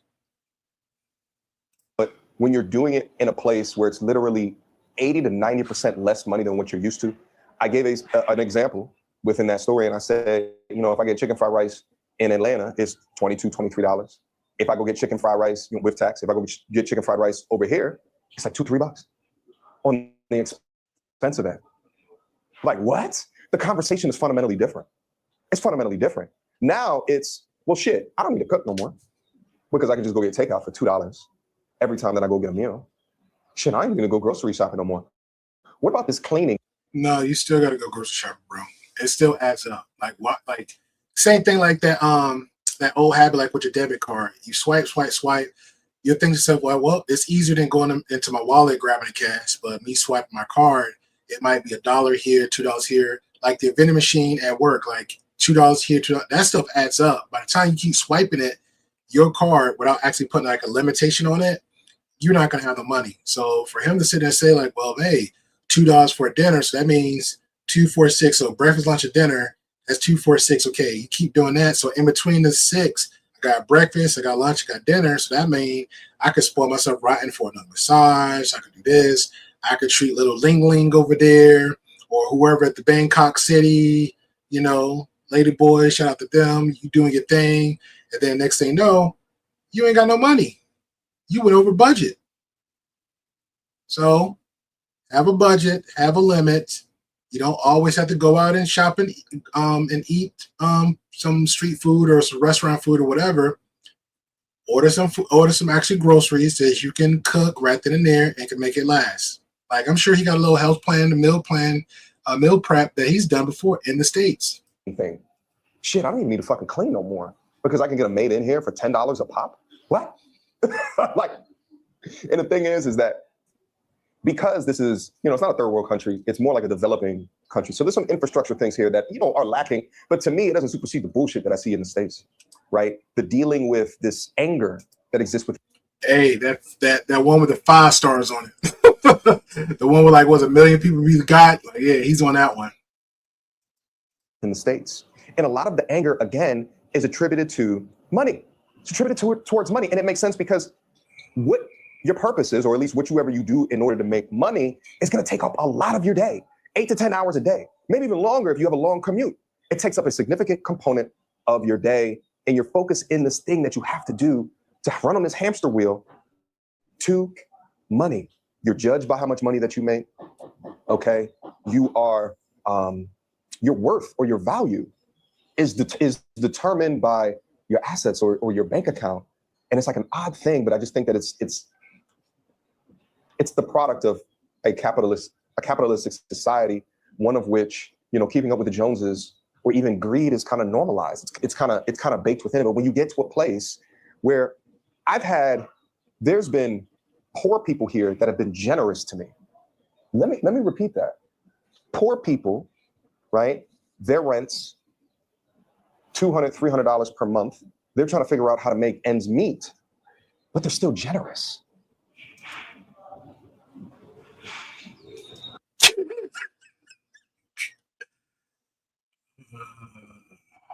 No, shut. Yeah. Yeah. MTR, I don't know what to tell you, man. I gotta get it. I get it. I get it. I get it. I get it. I get it. Your experience is your experience, man. I'm really not trying to take it away from you, but man. Everybody knows you never go full retard. Oh man. Think about that. Now, it's not to say that the people are not trying to sell you things and there's not no products. Like everywhere you go on this planet is going to be, advertisements and billboards and shit like that. It's always going to be that, okay? But what I'm trying to get out here is that they establish happiness just so different. It's just so different. And when you remove the layer of money, you can get down to like this fundamental, who are you? What do you think? There's not a thought of using. From my experience and what I've seen, there's not this like selfishness, right? And in the States, I get it. Shit, I have to be selfish. I have to be selfish with my time in order to create this right here. Over the past 10 years, I've had to be selfish as shit in order to do what I have to do in order to substantiate this, to create this, to own this, to grow this. I've had to be selfish with my money, my time, my energy. I have to be selfish because to create this is difficult. And it takes time, it takes energy, it takes consistency. So I'm even a victim of it. You're a victim. But when I'm out here, that pressure, that, I've said this before, that climbing Mount Everest without a peak or a summit, I don't feel it no more. So now I wake up in the morning and it's not, I gotta, X, Y, Z, sorry, meeting at such and such, I gotta, do this, do that. Now it's just like, I just have life. I just have a life to live. One of which that has very easy access to a beach. Hello, it's like 300 feet that way. It's absolutely insane. Yo, the other day I was doing kickboxing. Muay Thai, which is kickboxing. Muay Thai kickboxing at this gym that I signed up for. Hey, remember the white dudes? I don't know. I don't want to put it on just white people. But them little bougie rich people. The way he talk, he kind of gave me that vibe, like them bougie white people that swear like they had these epiphanies and oh man, I feel like they feel too. And then next thing you know, they get like a little dinner bell, like rank, like, oh Ling-a-ling, can you come please? Can you come Ling-a-ling? Like, and they go back in the conversation like, yeah, the struggles of the world today, I just had a whole profound thing, but I got a masseuse at 10 o'clock Anybody want to join us? Anybody want to join us? Ling Ling, no, you can't join us because you got to clean up, Ling Ling. You got to go fold the clothes. You just can't. But I'm gonna go ahead and find another epiphany. Corporations, the world today is a struggle. It's a hassle. So yeah, here I am. I'm down here not trying to be a tourist. I really haven't done tourist stuff. I'm like down here just living. So I signed up for a gym and everything. And I was doing. That's what tourists do. And the window looks out towards the beach, and the sun. I'll try to get some footage of it. I'll try to get some footage for you guys. What do tourists do? Was coming down, so the sky was turning like orangey pink. As I'm doing this new activity of Muay Thai kickboxing, sweating profusely, tired. He's making me do all these damn kicks. I haven't kicked shit since I was like 12 years old. All right. And I'm watching the sunset over the beach as the sky turns like this fuchsia color. In paradise. Right up on the beach, you can go eat for $5 and be full for the entire night. I'm walking by the businesses, right, the shops, and I got people, women are just, hey, come in. Come in. I sit in. And of course, I still got my American, from the States, New York hat on. I'm like, this is a setup. All right, what they want. Yeah, that was sold them. The American New York hat. So the hat threw them all around. The hat. It was the hat. It was the hat. Not the way he carried himself. Not, they can spot an American like a mile away. It was none of that, though. None of that, but it was the hat. It was the hat. For me. All right. How they gonna use me? All right. What are they trying to pull out of me? And it's just good conversation. Never with an expectation of anything from you. They just see you, a face, it looks different, and they're curious, and they smile, and they're nice. Passport bros, I understand y'all. I understand. There's been so many movements that have happened in my couple of weeks being here, because like I said, I have no agenda. I just walk outside, and shit'll happen. Shit'll happen. Now, I will say this. If you are disgusting, sloppy, fat, overweight, you don't work on yourself, you don't clean yourself, you have bad hygiene, you don't take care of yourself. If you that type of dude and you think that you could take an international trip and they're gonna be hawking you down, I show him many videos. What he just said, I show him many videos, especially one guy in particular. He's overweight. Now, I don't know the guy's hygiene, but you could speculate and say, hey, he don't keep with his hygiene. But the guy's overweight. I think he had like a breathing apparatus mask on. Before he came to the Philippines, it's an app that he put on. He said he had 2 apps. He talked about his experiences with women. He said by the time he turned on that app and put on information for 2 of them, and when he was flying in for them 16 whatever hours to the Philippines, by the time he landed and he opened up his phone, he had over 100 and something, 200 messages on those phone apps to meet up with him, to either sleep with him, be married with him, have some relationship with him. They knew what that dude looked like.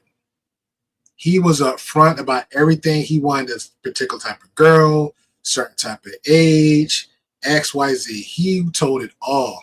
He told it all. And that was it. You have some guys that are like 65 years old, 75 years old, retired, and they'll get like these young tenderoni chicks. And they just be polite and submissive and all this crap. Why? Because, hey, one hand wash the other. Now, that guy in particular, hey, he had the money. He had his 401k, he had a retirement, everything he had. And that was it. And he kept it like a G. He told a story. He went to one posted meetup, and he already set up like another option. Like, well, if she doesn't show, I'm going to go about my business and enjoy the rest of my day. They planned for 1 o'clock. She came late. He kept it moving. She responded. He's like, hey, he came late. I'm not rescheduling anything. I'm going to tell you, he kept it moving because he knew he had over 100-something people reaching on his phones. I don't know what the hell MTR talking about. No, you ain't going to get, bro. Money talks, bullshit walks. So you good with I look like I'm 40, and they asking me to come here because I don't look like I'm 40, and that's great. That's a little Get your little cool points for that. But at the end of the day, it ain't always about how you look in another country, definitely in these states too. It ain't all about how your hygiene is, because there's some bad people probably with bad hygiene. Shout out to the pimps. Probably got some bad hygienes and bad this and that third. And guess what? Money talks, BS walks. Two, and you're American to another country, just that alone, they automatically assume you got money. And a lot of Americans is broke as a joke. They automatically assume when we come there, we have money, because that passport itself is currency. So think about it, sir. I mean, can you win out here being a disgusting fat loser? I mean, it depends on your definition of win. But I think that, you know, and I know that, you know, I got some genetic things that are working, in my favor. I'm 6'2". You know, the chicks look at me and they go, 40? Like, that's how they say it. They be like, how old are you? 40? What? Let me see ID. Let me see ID. 40?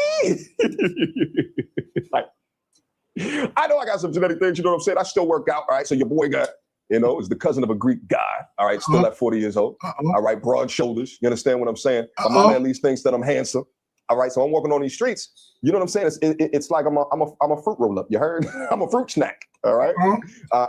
I'm something that, you know what I'm saying? I'm rare, and I'll tell you what, as a man, it feels good to be overly respected and appreciated.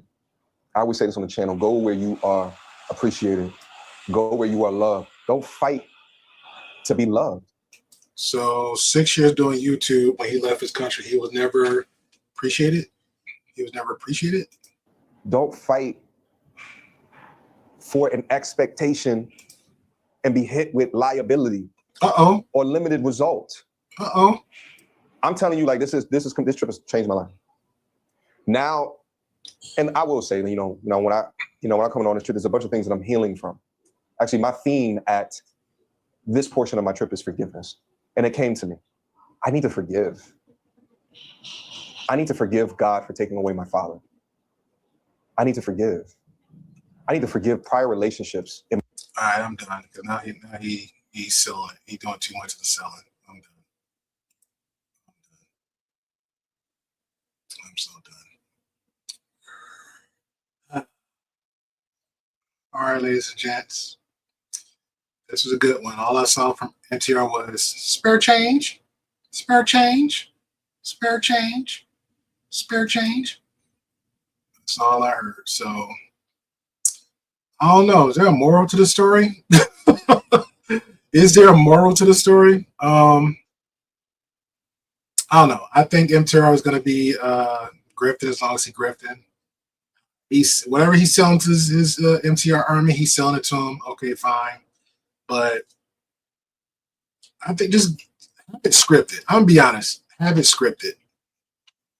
Maybe it might sound a little bit more better if you have it scripted. Because every time MTR, you come up on the fly with stuff, it's like you will contradict yourself, then you correct the contradiction. Then you dive into the hypocrisy of it all. Then you correct yourself and then keep moving the conversation. Like you're trying to make the whole point of a story.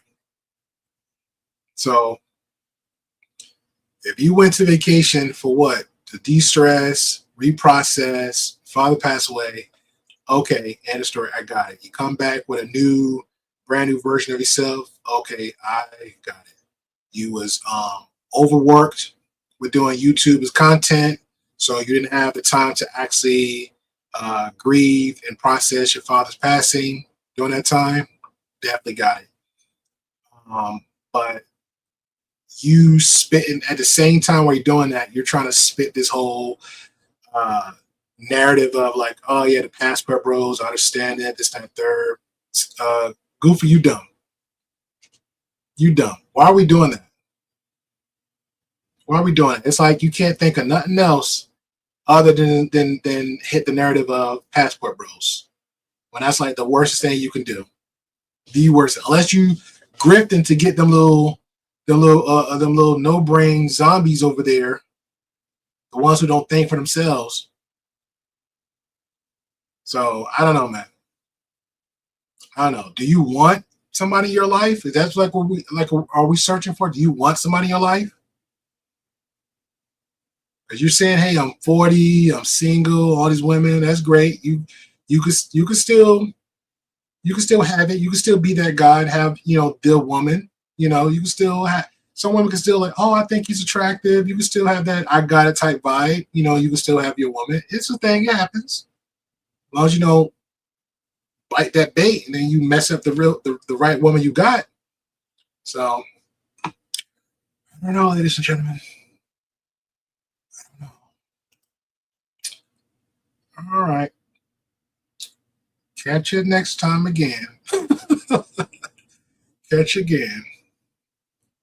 Oh, shit, nigga. MTR is killing me, man. He is killing me. Where the off button on this one? Can I get a